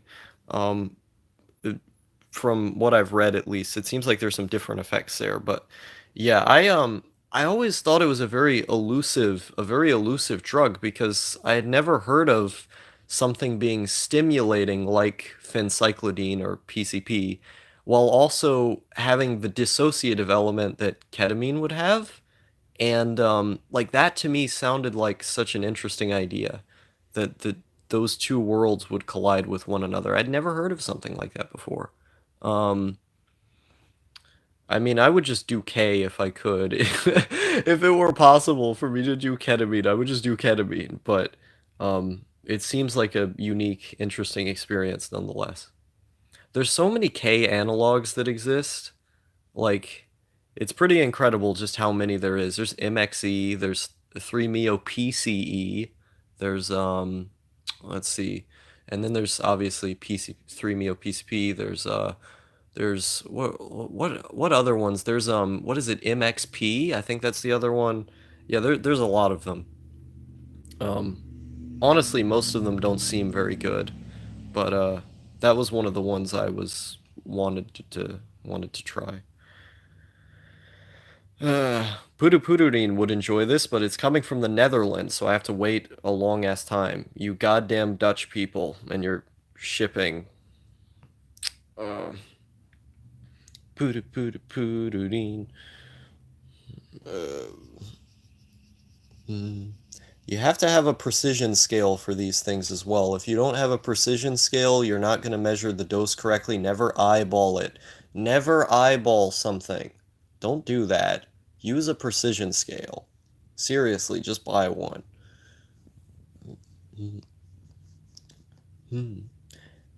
I would like to know, Dalton Miller, did you snort it or did you ingest it? Because I've read that snorting it can be caustic, so it can make your nose hurt a whole bunch. Um, and cause nosebleeds and stuff.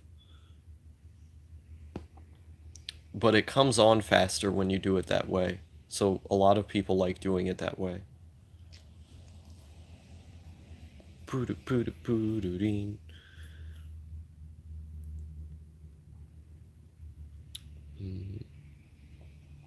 What a good dog.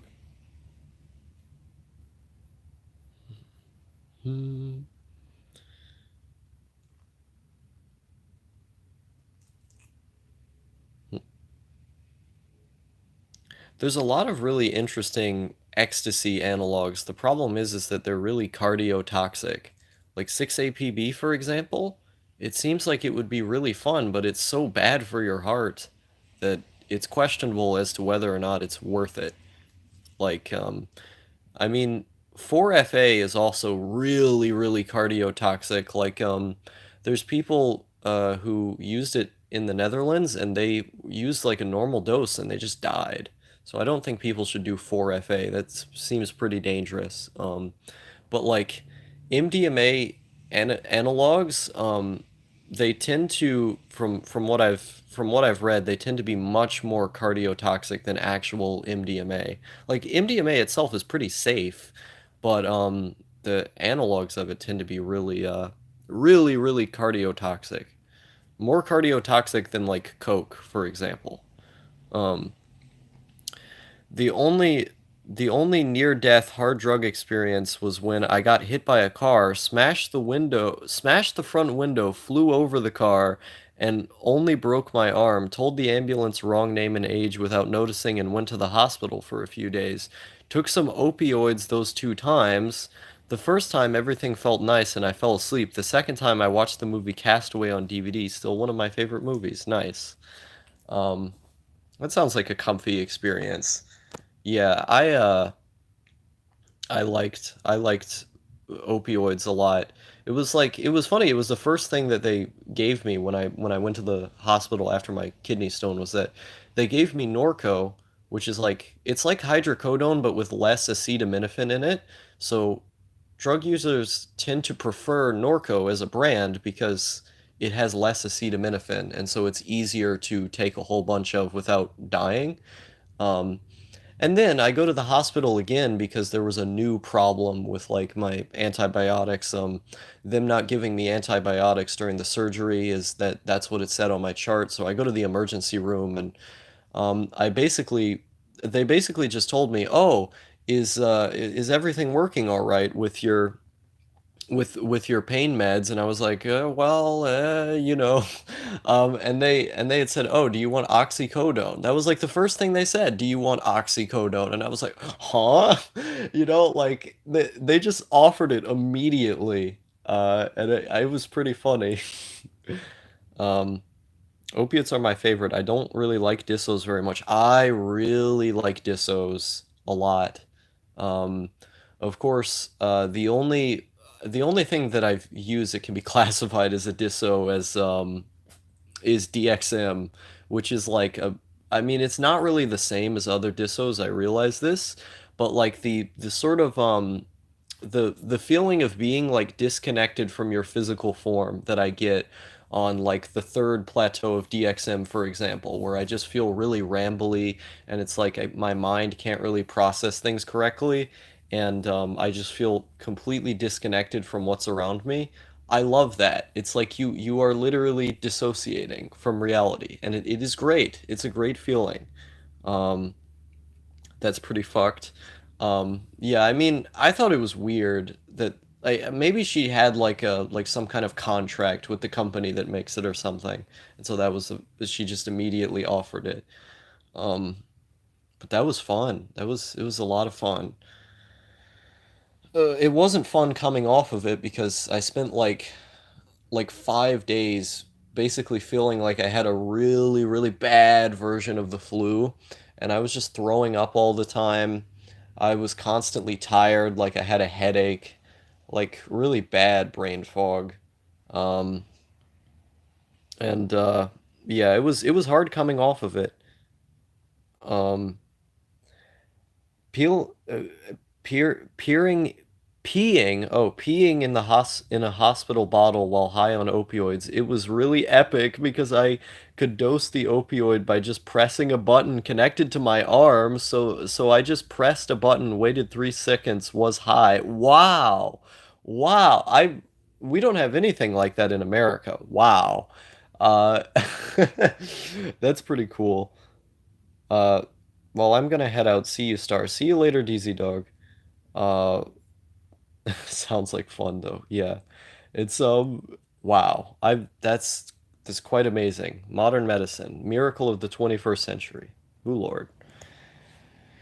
Uh what other things should I say? Don't okay, I'm serious here. If you're out there and you're like a teenager like me, don't do opium poppy seed tea. Don't do it.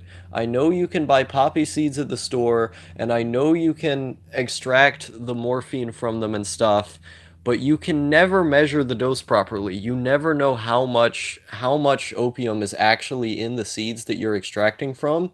You could theoretically get an insanely potent batch of seeds, or seeds with just a bunch of other shit in them that you don't know about, and it could be really bad for you. So, I know we're very oh, opioids are so fun over here, but like seriously, if you are thinking of doing opioid poppy seed tea, don't do that. Seriously, don't do it. Because you could very easily die by accident from doing that. That's not a good idea. Just press the button if you feel strong pain. Nurse leaves the room. Instant click. That's pretty funny. Uh, uh,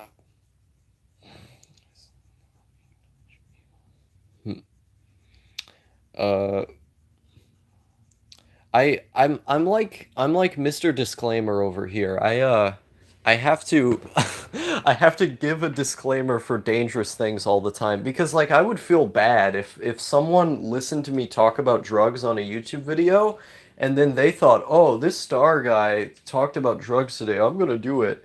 And it's like I always have to give these clarifications for people because I don't want someone who's younger than me to watch and then think that, oh, that sounds like a good idea. So I try to be very careful about the way that I say certain things. Um, they actually made this a law this year that makes it illegal for vendors to have poppy seeds that contain any morphine, so they wash all the seeds now. Oh, okay. Um, You were talking about the Poppy Seed Tea video by Psych Substance, right? Does he have a video on Poppy Seed Tea? I haven't seen it. Yeah, I'm not aware of a video that he had made on it. Um, I'm just referring to things that I've found through my own reading. But yeah, like let's see, what was I gonna say? I think Dalton is in the USA. But yeah, I mean, I guess it's a good thing that they don't have the morphine in there anymore because it is pretty dangerous. Like people never quite know how potent what they're getting is and I don't know. I'm generally like I'm in favor of legalizing all drugs, for example. But there's with something like that, I think having the vendors be required to do that would ultimately keep people more safe, which is a good thing. Um, I make macaroni. I gotta eat something, man. What am I want to make macaroni today. Okay, well, I guess that's what we're doing. Is there? Oh, there's no water. Well, yeah, there's no water. Am I gonna have to hike down to the store? I don't have internet. I can't keep doing the stream. Oh, well, I guess I'll just wait to eat food. Um, but yeah, like I hate that I don't have internet on the phone. Because I do I want to like start tearing into some of this bread or something? Like, because I don't have internet on the phone. I'll eat ice cream. You know, fuck it. I'll eat ice cream. This is my day today. I'm gonna live like a king. Ice cream time. But yeah, like, what was I saying? I, hmm. Yeah, I forgot the point I was making. This is black cherry ice cream. Imagine that. We don't have any cones. We have no cones. This is an absolute travesty. You know, I'm just gonna eat crackers. This is too much effort. We should buy phone internet for Star so we can do epic grocery store vlogs. That'd be pretty based. I'm just gonna eat crackers instead. Yeah, the problem is that like the SIM card on this phone is built into the inside of it.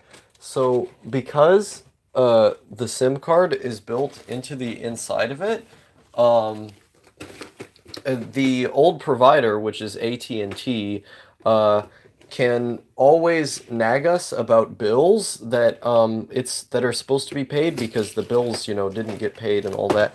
Wait, I'll just open it from the back here.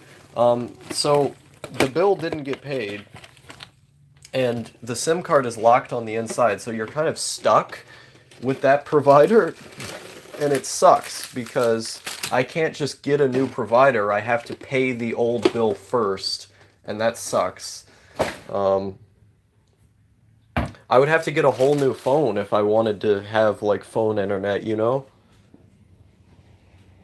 Food is interesting. 2021 Star just ranting at a local grocery store. That would be funny. That would be a really funny video. Let's see, 18%. Okay.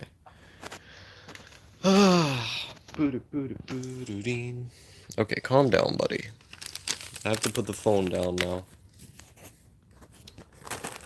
But yeah, like I have so many videos that sounds like your phone company is cucking you out of your phone. I mean, most of the stuff I do on here is through the internet anyway, so like I don't really need to call anyone by phone. I don't have any friends. So there's not really a reason for me to have a phone number. Um, but it sucks not being able to have mobile internet to do like streams in public and stuff because I wanted to do streams at like some of the local places to go to eat or something, and I mean I don't have money for that anyway, but it would be kind of cool.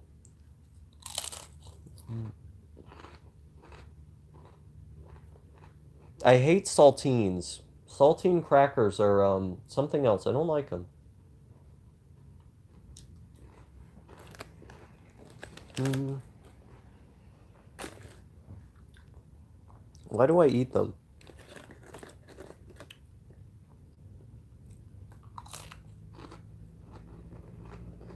There's no Asian place around here. Nothing. There's basically no Asian food restaurants here. I don't have the money to go to one anyway, but like, I wish I did. But if I did, there wouldn't be anything. It sucks. Mm. No, I like Asian food a lot.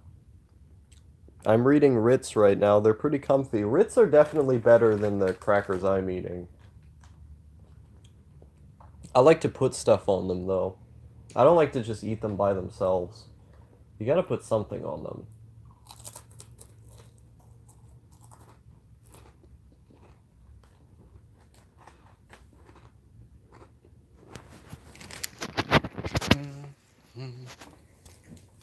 Yeah, for some reason YouTube stopped there for a moment, but I put the phone back. Um, I've been getting pretty anxious about this school situation recently because I haven't uh I haven't done any work in so long that like inevitably someone's gonna find out what I've been doing, you know? I just don't want to go back. I just don't want to go back, man.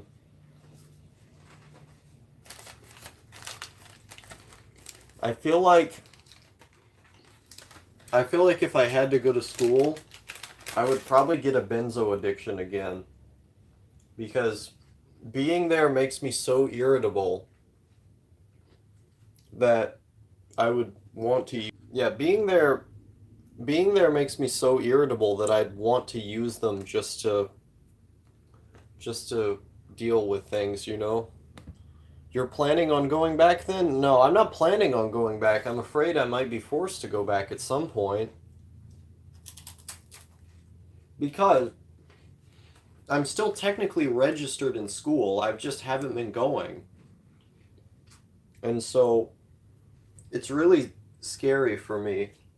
I really, really don't want to go back, you know?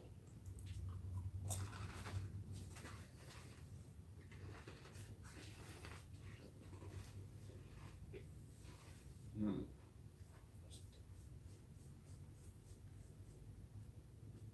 Hmm. I feel like they would have done something by now if they cared. Yeah, probably. You're probably right. I don't think they're going to do anything, but the thing is that my teacher's a cuck. So my teacher constantly lets the kids walk all over her, and I'm afraid that she thinks, oh, Star is just feeling bad at home, so I'm going to cut them some slack, and then it's going to run out. And then it's going to run out and she's going to say, "Okay, this is enough slack." I don't know. Let's see. Who is this? Shasher Azaid. Is that like a German thing? I should be at class right now, but I'm watching this from the McDonald's parking lot. I hate school so much and have no idea what I'm going to do with my life. Yeah, I don't know either. You and me both. I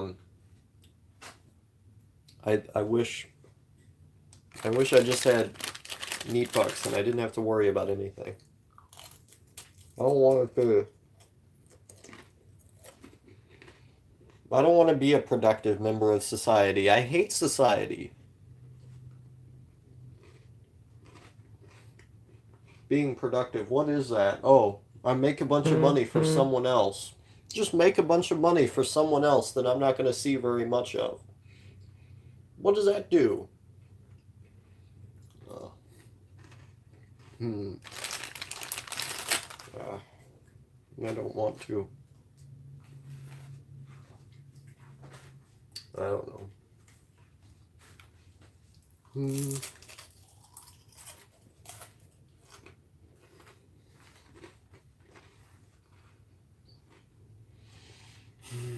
Yeah. No, I really hope I don't have to go back. I hate school so much. And I feel for you, anime profile picture in the chat. I do. Hmm.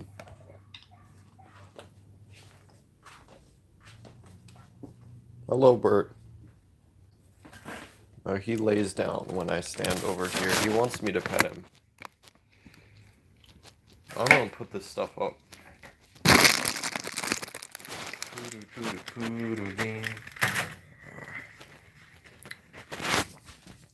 Where did my tripod go? Did I leave my tripod? Wait, no, I left it over here. I thought I left it in my sister's room. Come on, Bert. Do you want in here? He wants to stay out here. Okay. And my room is always so dark. I always have the light off in here. I never like the light on. That's how you know something's wrong, is that I get the light on. Because I would have forgotten to turn it off. Or I'm trying to demonstrate you seeing something. Either way, it's weird.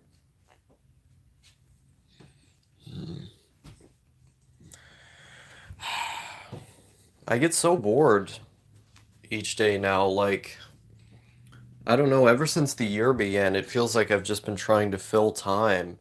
I think that's why I was drinking every day, for example, was because it's like I'm just trying to fill time.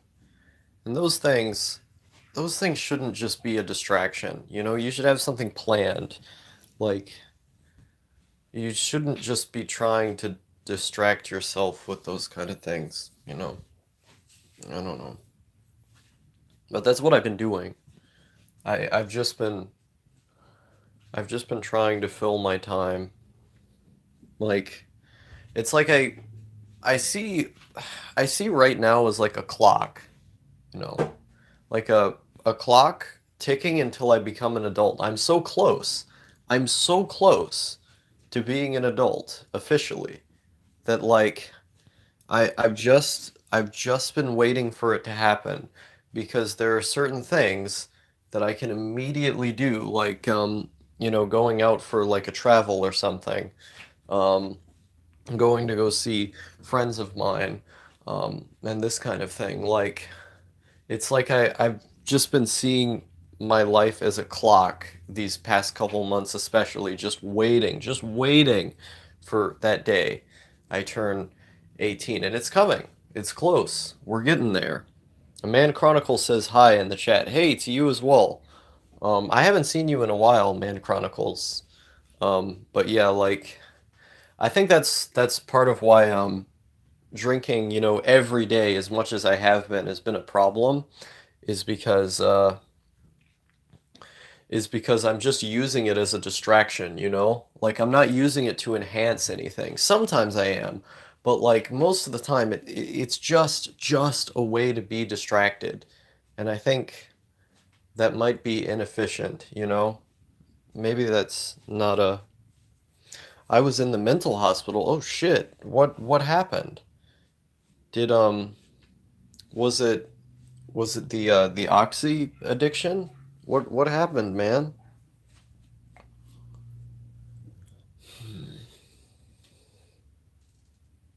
Oh man. OD? Oh shit. I'm sorry to hear that, man. Fuck. I I'm glad you're okay. No, I've tried to OD before. When I was like 14. Hey, hey. Fuck. Shh, shh, shh, shh. Shh. Hey, it's just the mail lady. Shh, shh. It's just the mail lady, dog. Shh. It's okay. It's just the mail lady. But yeah, no, I'm sorry you went through that, man. Chronicles like, and we didn't even get to hang out IRL. Don't at least don't die before we get to hang out. I wanted to meet you. Um, no, I would have been sad if I found out you just disappeared one day. But yeah, I hope I hope you're doing better now, man. That's it's really sad.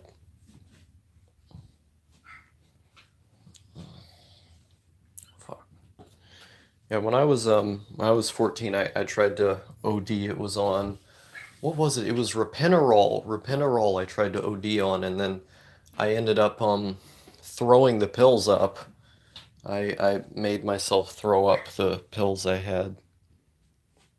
I'm good, but the cops took all of my drugs. Sad face. R.I.P. Um, yeah, I if you get to a place like that again where you feel like you want to end your own life, try to talk to somebody, like find someone to talk to. They don't even really need to say anything back. Just have someone to listen to you. It helps me when I get like that. Or sometimes, I have certain days where, the stress and the feeling has just built up after so many months that so many years before where, just want to end things and it doesn't fix it, but if you talk to someone, it can keep you from doing something about it, as in, hurting yourself. No, it was by accident. Oh, okay, thank God. I mean, it's still not good that it happened, but yeah, at least it was by accident. Jesus Christ. You had me worried there for a moment. Um, uh, but yeah, I try to be more careful next time then. I tried to OD on Prozac once, lol. I don't think that would really work Maybe it would if you just had a whole bunch of it, but it doesn't sound like it would be a pleasant way to die at all.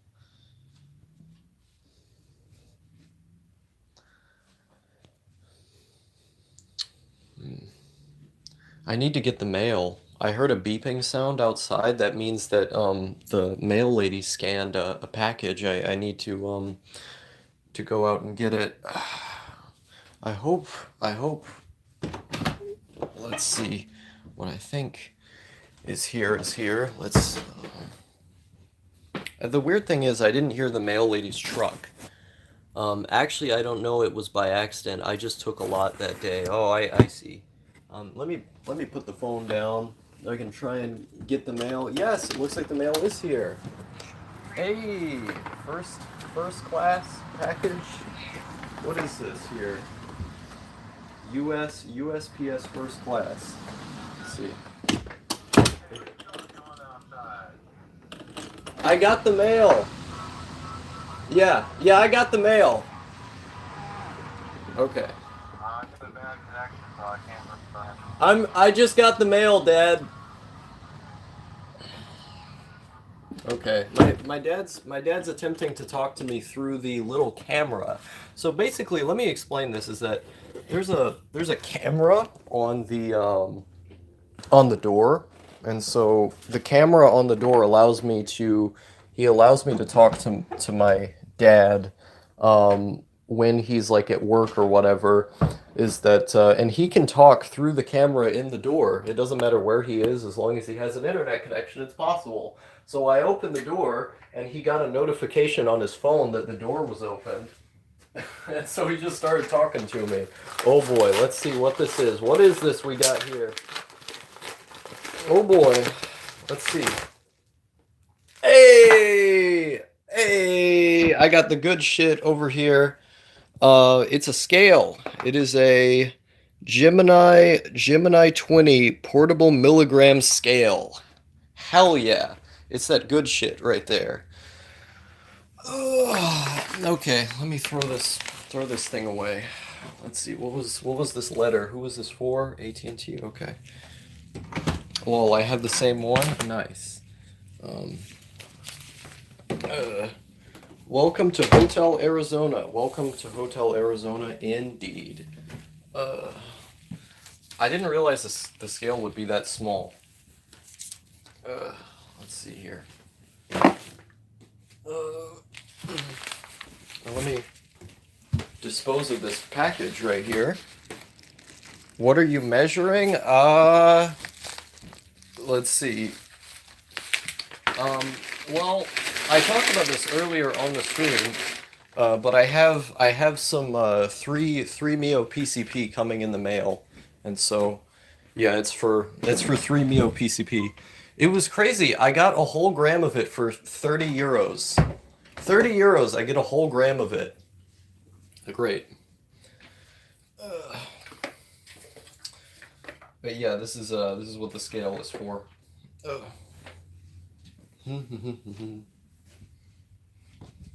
Where do I put this thing? It's like it would look pretty weird for someone to come in my room and just see that I have a scale like this around. It would be kind of suspicious, right? Where should I put it? You're a druggie? Yeah, where have you been? Where have you been all this time, Man Chronicles? I feel like you really don't watch my streams, because I talk about it pretty often in my streams. Uh, let's see here. In the mental hospital. Yeah, no, I know it was a joke. It was a meme. But yeah, that's. Uh, I apologize if it was insensitive. Um, but yeah, I mainly talk about it in live streams. I don't really talk about it in videos as much. I've talked about it in some videos, but usually live streams. What else do you take? Let's see. Should I just list them all out? Have I listed out every? Let's see. I've done LSA before. The what is it? Morning Glory seeds. Yeah, I've done LSA. That was pretty fun. Um, I've used Xanax before, as well as Ambien. I've used Adderall, Ritalin, hydrocodone, oxycodone. Um, let's see. So that goes for prescription stuff. Weed, atizolam, which is a research chemical, benzodiazepine, DXM, DPH. Let's see, what else? I've used Spice before, K4, along with there were a bunch of other things mixed in there. Um, makes me feel like a kid. Uh, let's see, what else? I feel like there's something else I've used before, and I don't remember what it is. Um, my mind is starting to draw a blank. But yeah, that's all the ones I can remember off the top of my head. There's something I snorted. I don't remember what it was. What was it? I can't remember. That's really fucking me up. I can't remember what it was. But yeah, so that's a brief inquiry. Um, I guess there's alcohol if you count that. Um, let's see. I feel like there was something else. What was it? If you're ordering shit, you can get anything.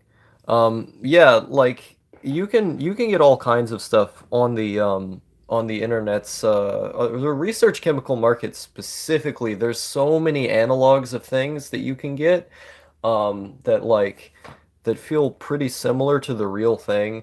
Um, and I mean, if you go to the deep web, which I mean, the deep web is mainly CIA at this point. Like, in order to get something good off of the deep web, you have to know a connect who is there, and then let them give you access to that market. And then you have to do all this cybersecurity shit, and that's a lot of effort when a lot of the time the stuff that like the purity for stuff on the darknet tends to be lower than something that you would get off the street at times. So, um, it's free to access. I mean, it is depending on which one you use, but like if you want to go to like one of the really good ones, you have to have a passcode, an invite specifically, um, which I can't really give any more details about that. Uh, I don't know about the purity, but I've had great success with it. Oh, okay. Um, yeah, I mean, good for you then. Yeah, I can't really give any more details about that. Uh, let's see.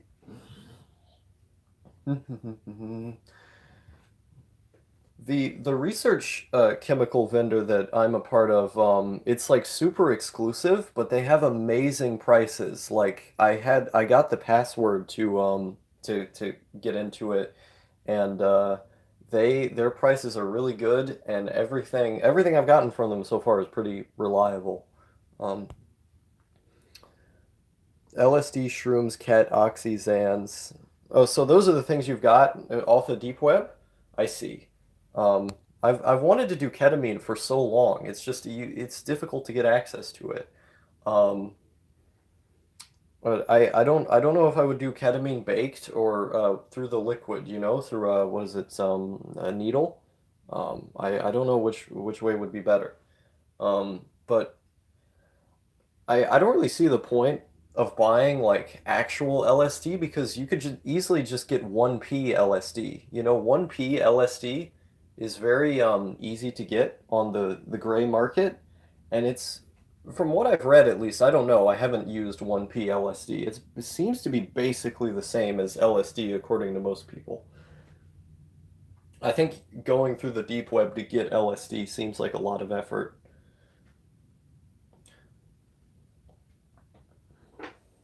Reagent testing is also really important if you get stuff off the deep web because um, a lot of the time there are scammers who will give you something that is cut with something. So, like for example, with LSD, sometimes there are strips that contain 25 INBOE, I think is what the chemical is called. And those strips that contain that are really harmful for you, and can kill you potentially if you take too many tabs. So there are cases where you really have to have a reagent tester around, because you never know if something is cut with something else, and for safety's sake. Analogs are still illegal. Look up the Analog Act.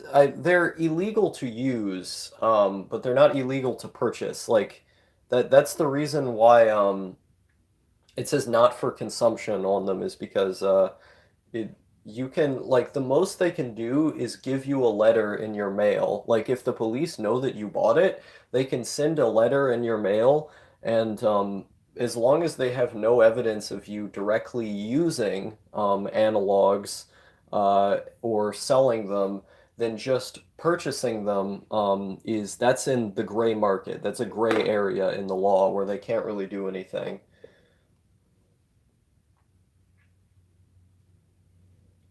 But yeah, this scale is like really good because it weighs 1 milligram increments, and so it's great. Ugh, let's see here. Where do I put this thing even? Because I don't want someone to come in my room and see that I have a portable microgram scale. You got to read the reviews. Look up the vendor on Dread. Yeah, if you do your research, it is safer. If they have like 100 plus reviews, you're good, or 1,000 plus reviews, you're good. Yeah. Um, and obviously, dark dot fail. You know, go to the go to the deep web version of Reddit from there, and look at what people have to say about a specific vendor. Um, uh, let's see here. What do I do with this? Where do I put this? Um, hmm. I don't know where to put my scale. Where do I hide it? I could. Is my drawer? No, my drawer's full. I can't put it in there. I feel like this would be like, okay, I'm gonna put you in my parents' shoes for a moment. If you just saw a random milligram scale just around, you don't think that would be suspicious, right? Like, it's got to be at least a little bit suspicious for this just to be around, Like, what would I ever need this for? Maybe I could say it's like a cooking thing or something. I don't know. Um, where could I even put this? That's the question. Maybe I'll put it with my PS2 games. If I put it with the PS2 games, no one's gonna find it.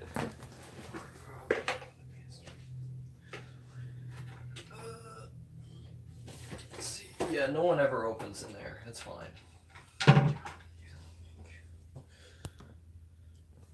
Oh, he doing drugs. Parents. Yes. Okay. Hmm. I'll put that over there. Okay. But yeah, I think I'm about running out of things to talk about though. Do I have anything else to say? Yeah, I can't really think of anything. Hmm. I've been streaming for so long at this point. I think we've talked about so much stuff. Bro, just be careful, don't die. Yeah, yeah, yeah. I I think I'm a lot more careful than other people. There are areas in which I need to do better. Like yesterday, like yesterday, for example, I drank way, way too much alcohol. And it was pretty embarrassing just how much I drank. And that was bad. Um, but in general, I'm pretty careful. In general, I'm pretty careful. I read the guides and all this. Do you fent test? Well, I have a reagent tester, and so with the reagent tester, you can tell based on the color that it shows up, whether or not a specific substance has something else in it. But yeah, I don't have a. I mean, isn't mandolin? I think mandolin is the one that you use to test opioids, right?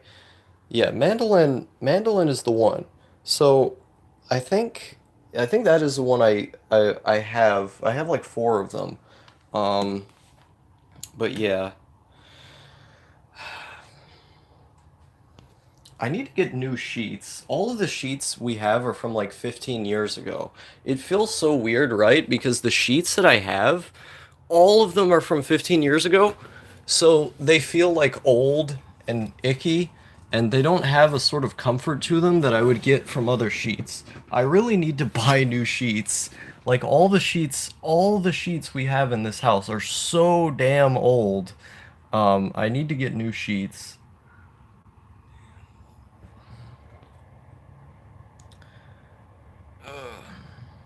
But yeah, I generally speaking, I'm pretty careful. I don't tend to do harmful combinations or anything like that.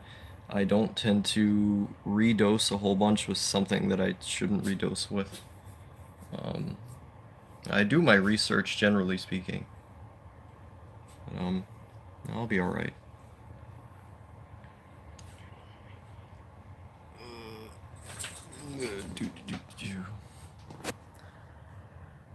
I need to finish this book. This book, the Pigeon by Suskind. I need to finish this. I haven't finished it yet.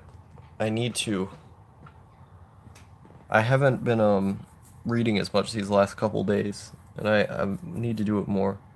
Are you still using the power strip plugged into the other power strip? Yeah. I know that's like harmful electricity wise, but it's all right. I haven't had any problems so far. The first power strip is a surge protector, so like the surge protector keeps most, it's mostly all right. Mm.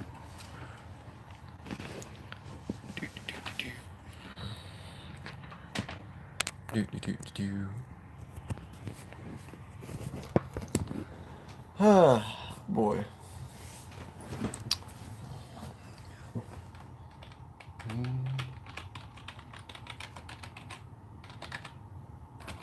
You guys like Arrowid? Arrowid.org, I believe. I believe it's a .org. I like I like going to that website a lot. They have the most unbiased information where like it's very objective to the drug information you find on Arrowid. It's good. I saw a video of one of those catching fire, but I don't know how dangerous it actually is. Yeah, I mean it's probably fine.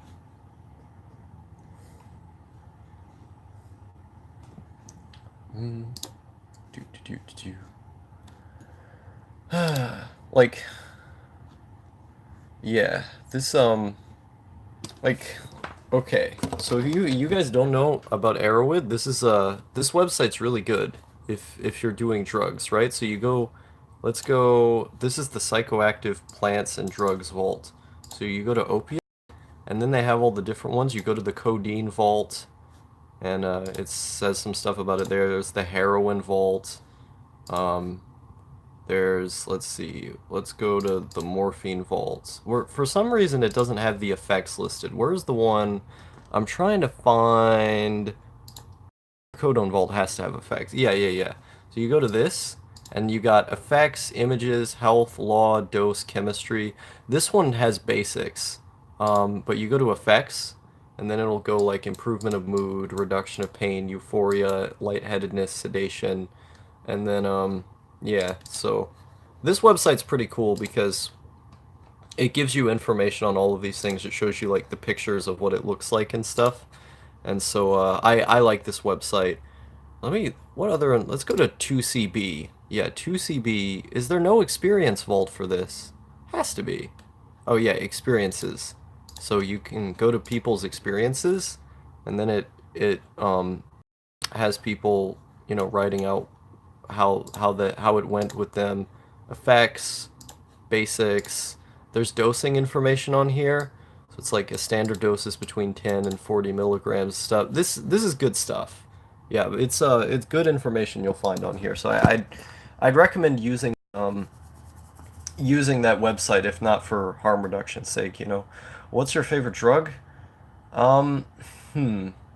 Well, I if I were to be quite honest with you, it probably like in terms of the experiences I've had, I I don't like saying this because I feel like it makes me sound like an addict. I'm not addicted to it anymore, but if I were to give you like a favorite one, it probably would be literally just oxycodone because I really liked that the experiences I had with that. But I wouldn't call it my favorite because it's not something you can use, you know, regularly. Or really should use all that much. Like using it regularly is really dangerous, which I did at one point, but like it just feels so good that like I can't really pinpoint something else that felt that good. It just makes you feel like everything is okay. Like there's nothing in the world to worry about, you know? Um, just don't inject it. Yeah. I was doing it through pill form. But yeah, I liked that a lot, but like I don't know if I would call it my favorite because it's not something you can consistently use, you know, or else your tolerance gets really bad and that's dangerous. Um, so this is going to be a classic example. I'm going classic right now. I'm going old reliable. But if I were to give like a favorite that, that isn't like something that you can only use sometimes, I would just say weed. Because weed you can use every day and you'll be fine, you know? But mixing, and you just pointed this out, mixing oxys and weed together, my God, that's an experience right there. That'll um that'll take you places. It feels really, really good.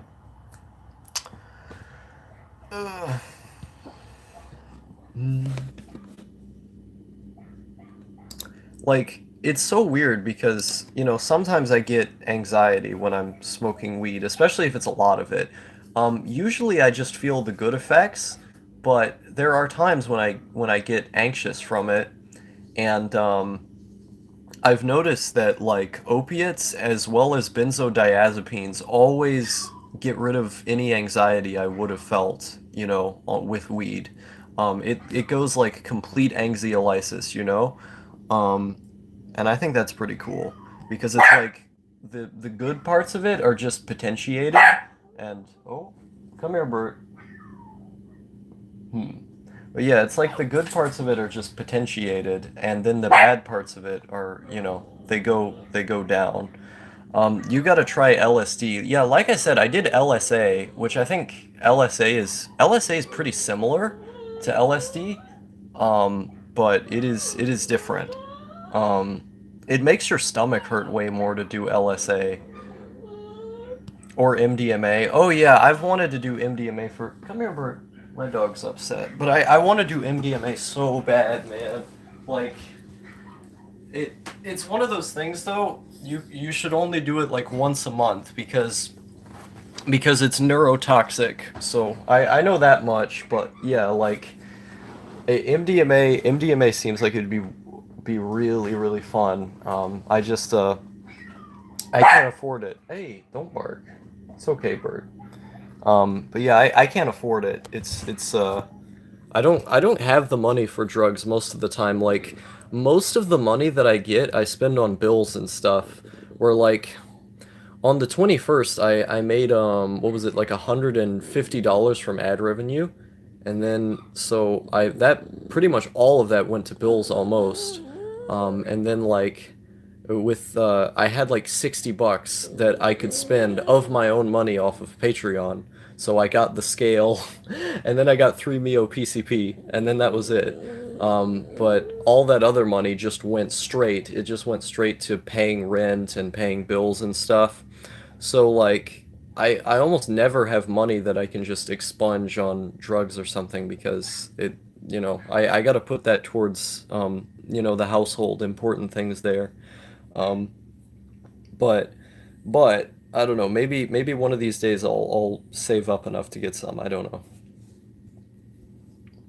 LSD is way more euphoric. Yeah, I can imagine. I would just need a trip sitter because I don't want to trip and then not have someone be there. Like with with something like LSA, it's a little bit easier to to trip on. And then what does that sound? It's a little bit easier to trip on by yourself, I think.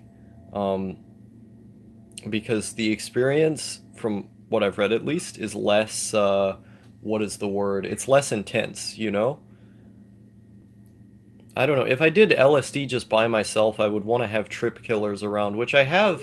I have Atizalam blotters for Atizalam left.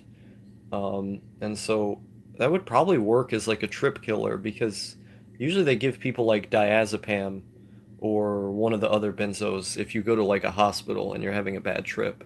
So I don't know, like I just worry about having a bad trip and then someone not being there. Um, because it is a possibility depending on the mindset you go into it with, you know? I could probably do it if I had trip killers around. It would just depend. I want to see the cool visuals. I want to see like things becoming cubes and shit. It would be cool. Yeah, it's a good pupper.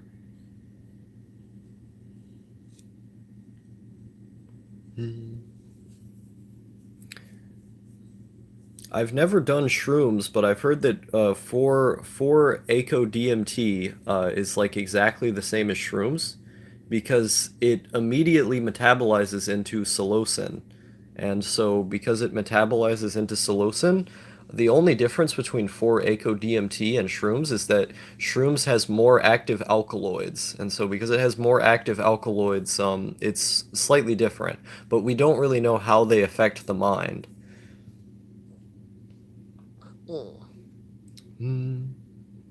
Some people say 4-ACO DMT is a more intense experience than shrooms, though.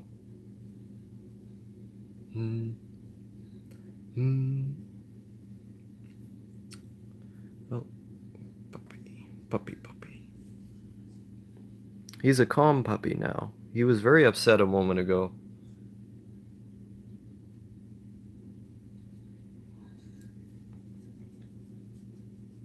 Mm, he's a nice dog. On LSD, I saw everything in my mind's eye, but in the real world, hard to explain. Yeah, I've read a lot of these LSD experience vaults that like people have to go super abstract to try and explain their experience because it's just so hard to word or to pinpoint. Um, and it seems like a really fun thing to do. I wonder what watching like I wonder what it would feel like to watch like a really good movie on LSD.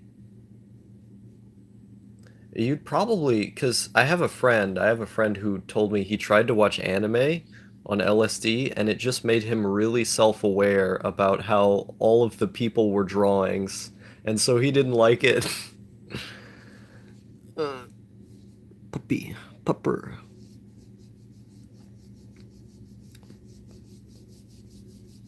Arf. He's just staring at me now. Hmm. I couldn't follow a movie, it was too confusing. I see. Hmm. Hmm.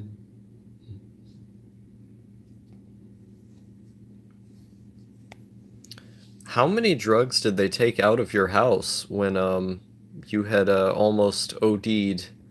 Like, did they confiscate a lot of stuff?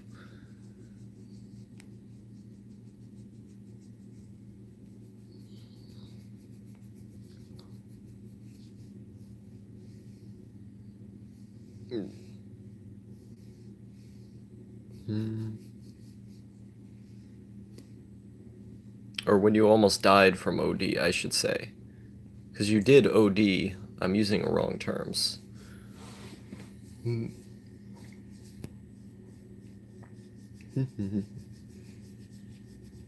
Birds. He's just staring at you now. Yeah, it was like $500 worth. Jesus Christ. And you didn't get a penalty or anything? They didn't do anything to you? Oxyzan, kratom, LSD, MDMA. Isn't kratom legal though? Like, isn't I kratom you can just buy at the store. At least in America you can buy it at the store.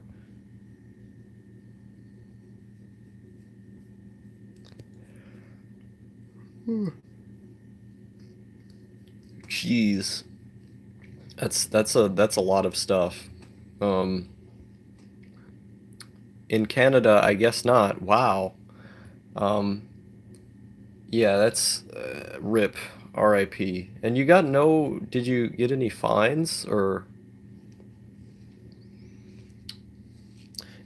I guess it was treated like a mental health issue instead of like a criminal issue. No, nothing? Yeah. Yeah. I that is a good thing. And I feel like in the US they probably would have given you a penalty charge of some kind.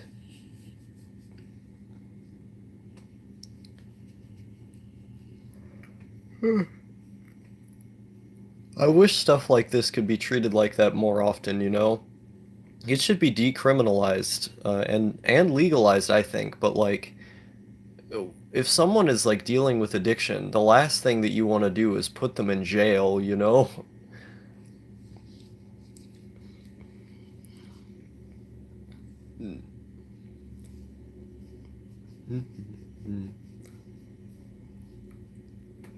But that is pretty cool. How did they find you? How did they find you in there to know that you had OD'd? Was it like did it how did that work?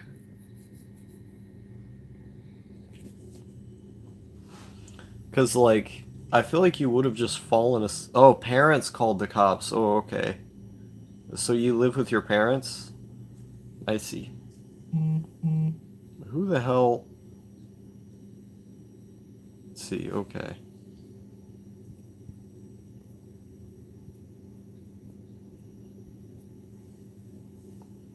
No, actually I blacked out on Xanax. That's how. Oh, okay.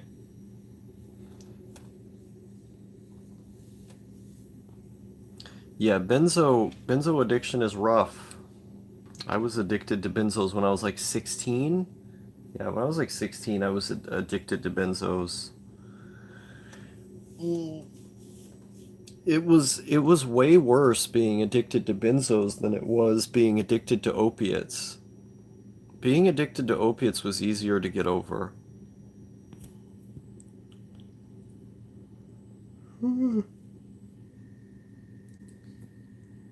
Puppy.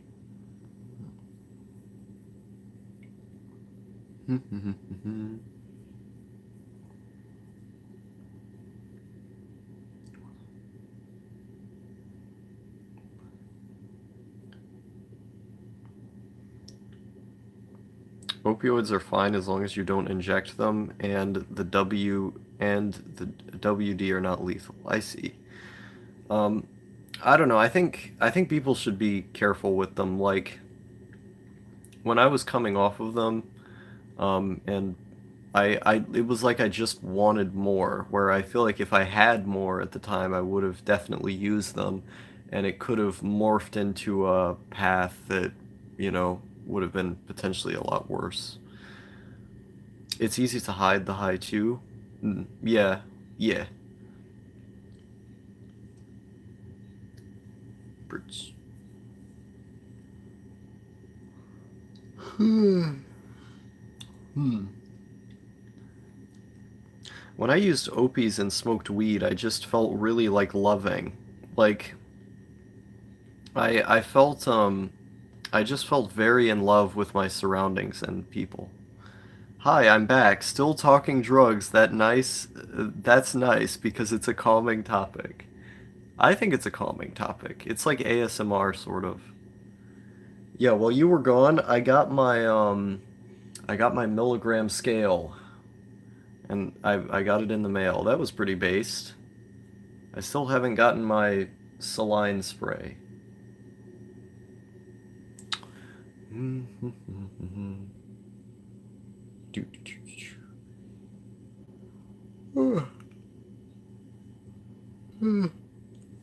milligram of what? No, it's literally just a precision scale. Like it's made to measure things.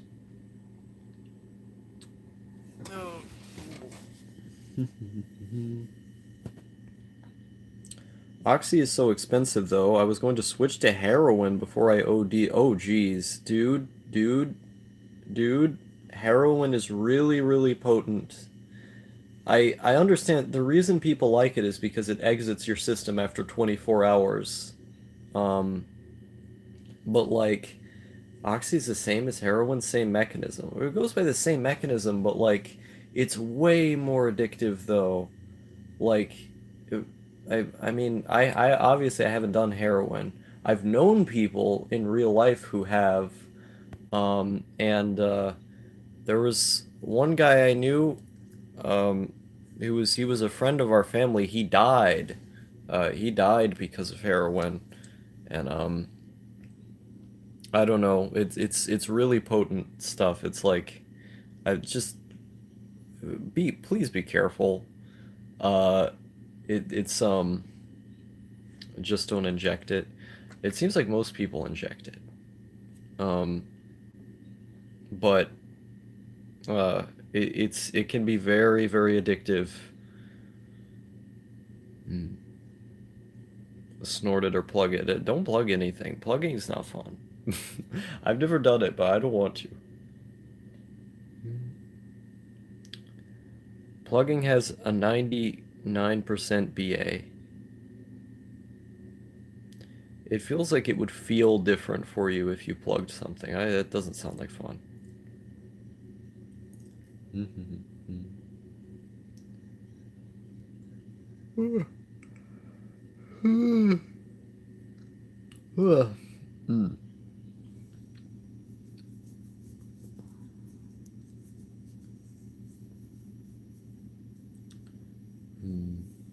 A family member of mine does heroin, and I've tempted to try it, but I don't want to develop an addiction like he has. Yeah, yeah. It's very, very powerful stuff. I don't think, maybe I'm just a straight edge star over here, straight edge star, telling people not to do heroin, but I don't think it's, personally, I don't think it's a very good idea. Um, it's better, just start low. Well, I had just taken them orally, or what I would do is I would snort them, which in retrospect, snorting was not a good idea, because it's actually a waste. It is a waste if you snort them. But just taking them orally was better. Isn't heroin like the dirtiest drug? From what I've heard here in Germany, the shit you buy consists of only 9 or 40% heroin. Yeah, yeah, you gotta have a purity test because, like, smack is cheap, but it, like, a lot of the time it's not pure. So, uh, puppy.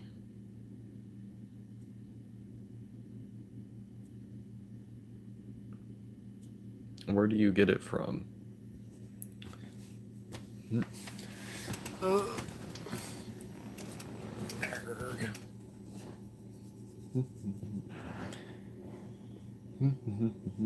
Well, he was talking about the deep web earlier. I never got heroin, but I got oxys online. Yeah.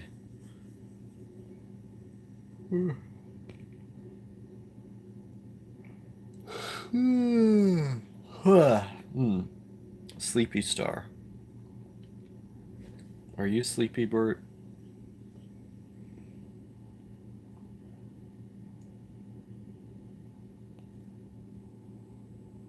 It's weird how many Smack users I've found on my YouTube channel. I guess that's the neat community. It's everyone does Smack.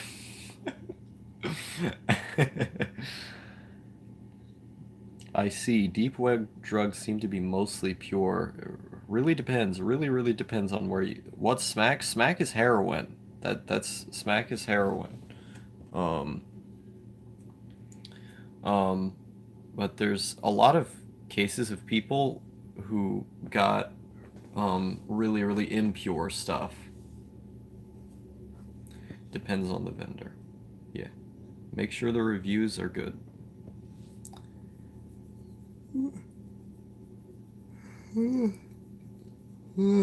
Oh dear Lord.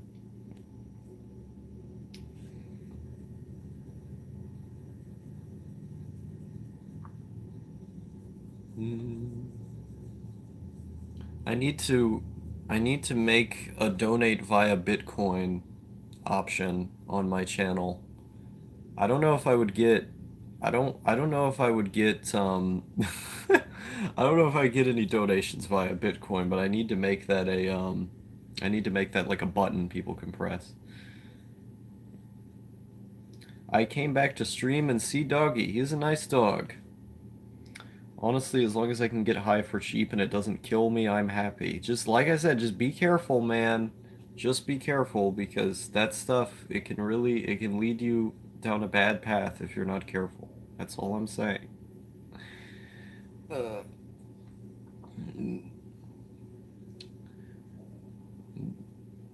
I've known people who, you know, had really bad things happen to them because of that, you know. Let's see. Puppy. You don't want to shake hands, Bert? We're gonna shake hands. Yeah, BD Conrad was away for like a while. I haven't seen this guy in a while. Where did he go? Wait, I'm scrolling way, way up in the chat to see the last time I saw him. I haven't seen him in a while. Oh, I can't actually scroll up that far. Yeah, so he was here at the beginning of the stream. Okay, now I have to scroll way, way down. So much scrolling. Um, Gonna try DXM in the near future. Got any tips?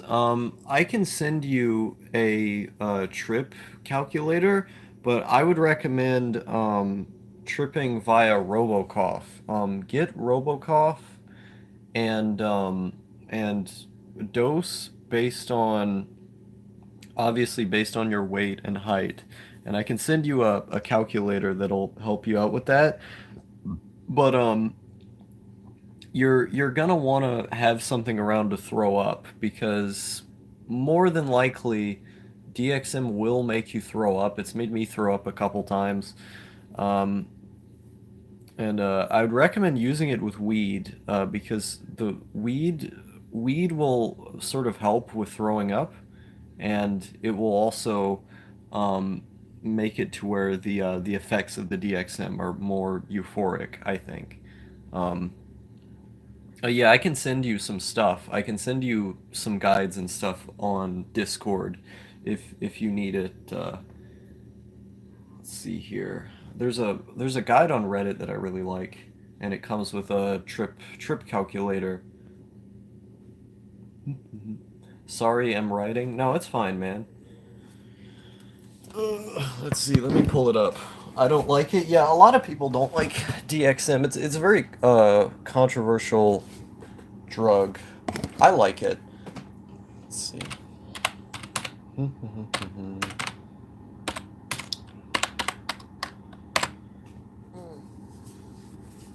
Let's see here. Yeah, let me pull up the link and I'll send it to you. I have to log into Discord. It's so annoying.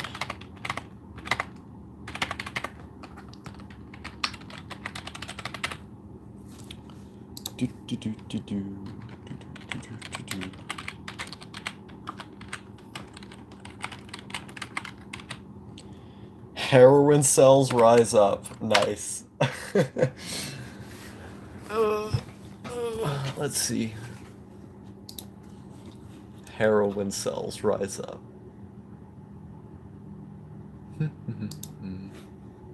I don't like this new feature that they added to Discord where it has your most used emojis and then it shows them by the side of a post every time. Um, Thank you. Don't worry, I already know some stuff about DXM. Hopefully gonna be a nice experience. Yeah, I hope so as well. Um, let me just send you the calculator. This is, but yeah, I really recommend using Robocough. Robocough is, Robocough's like the best one to use because it doesn't have the additives and stuff in it that other ones would have, and it where is your Discord? And it also is much more like potent. Like it's basically pure DXM.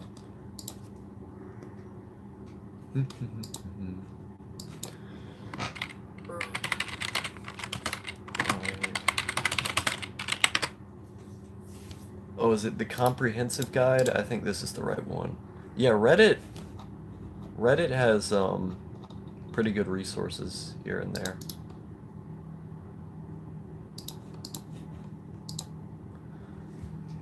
I was like you using oxys once in a while, only recently it got to every day. I was using it every day at one point, and then I ran out immediately after. And that was when I got the addiction and I had to kick it, you know? And I ended up, like I said before, I felt sick for like almost a week where I was just throwing up all the time. And I was I felt just bad getting over it. Um, but I was I was more careful with using hydros. With hydros, I use them only every once in a while. Let's see. But this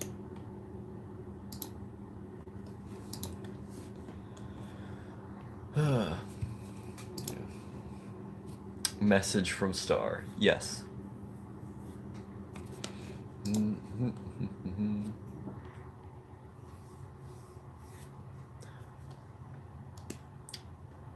Yeah, it's good you don't use it anymore because it can be very habit forming depending.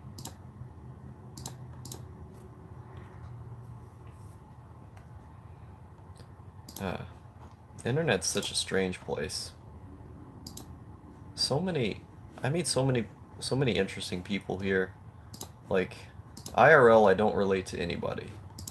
On the internet, I'm just scared to order more. Yeah, yeah, like it. What with the police knowing about your situation and everything, they might, you know, they might be looking at your mailbox a bit more, you know.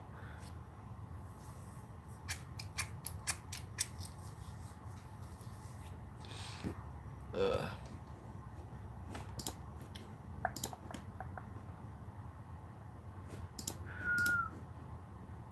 See, I just send the arrow.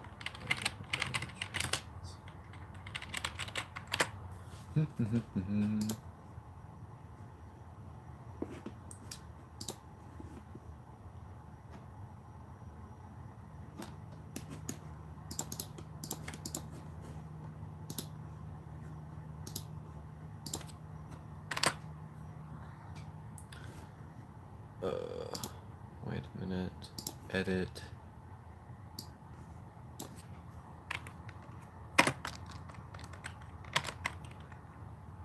There we go. Probably not going to use Robocough because usable DXM medicine is really cheap and accessible over here. Oh, okay. Yeah, it's just that like with that stuff, a lot of the time it's like so much of it is water and other things, and that'll make it easier to throw up, and so. Did they even stock?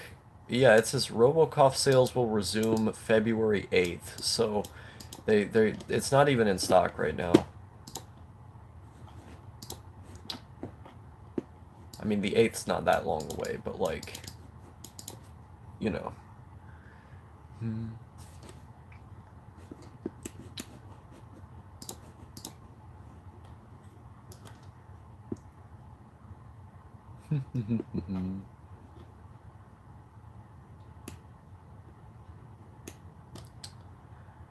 uh, you mostly get it in pill or candy form. Oh, I see. I think a normal dose of DPH can help with nausea, like 50 milligrams. Yeah, probably. I've heard some people say that, but I've also heard that it can make it can make aspects of the DXM trip feel bad. I don't know. I haven't tried mixing them together before. Um, I really don't like DPH, man.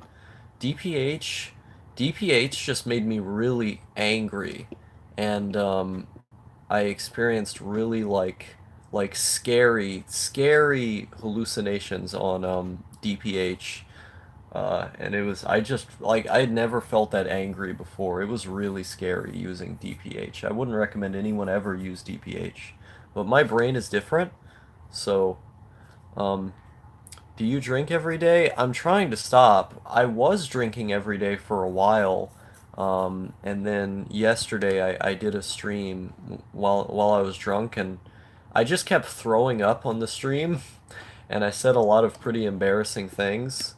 Uh, so yeah, I'm gonna quit drinking for the next like month, because it's becoming too much of a you know, too much of a habit, and normally I wouldn't drink that much, but because I was in the presence of other people, I got carried away. I always do this with alcohol, is that I get carried away when I'm around other people.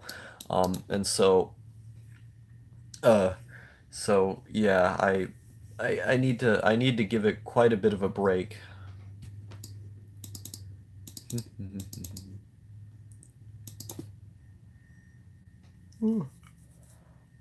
I,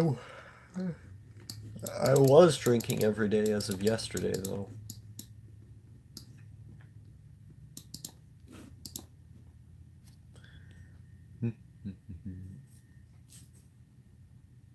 But your liver.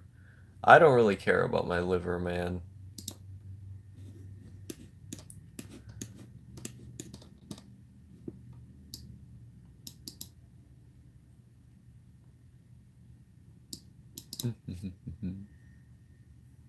If my liver went to shit, it wouldn't really matter to me. I don't really care.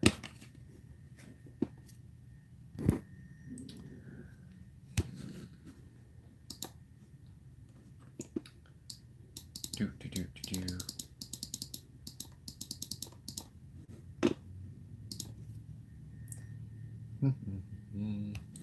So, do I have anything else to say? I think I've just about run out of things to say. Um, yeah, what do you guys think I should talk about? I think I'm out here.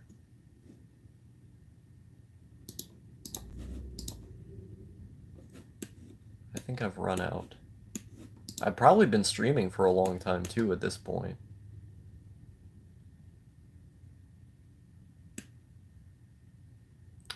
Drugs are bad. Okay.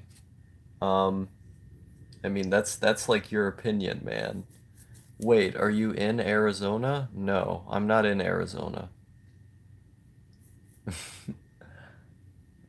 If I lived in Arizona, that'd be like the worst thing ever. It's way too hot there.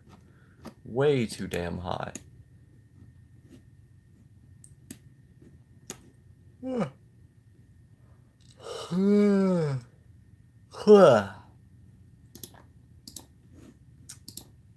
Yeah, so I think I'm just about to end the stream here. I don't really have anything.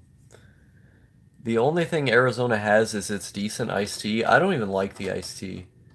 Um, the reason I named the stream Hotel Arizona is because it's a pun on Hotel California, the song. I just thought it would be funny to call it that. It was 77 degrees on Sunday and 50 on Monday. Desert sucks. R.I.P. Um, but yeah, I think I've run out at this point, so I'm gonna end the stream here. It's nice talking to everyone. Thank you for keeping me company in these times, these days we live in. Have you ever gotten a letter from customs? Nope. Um, but yeah, think I'm done here. But thanks to everyone for coming out and listening to the stream. glad Man Chronicles is okay. Uh, Thank you to Flitzpipe, one of the real ones, been here from the beginning. Goodbye to you as well. Okay. See you all later.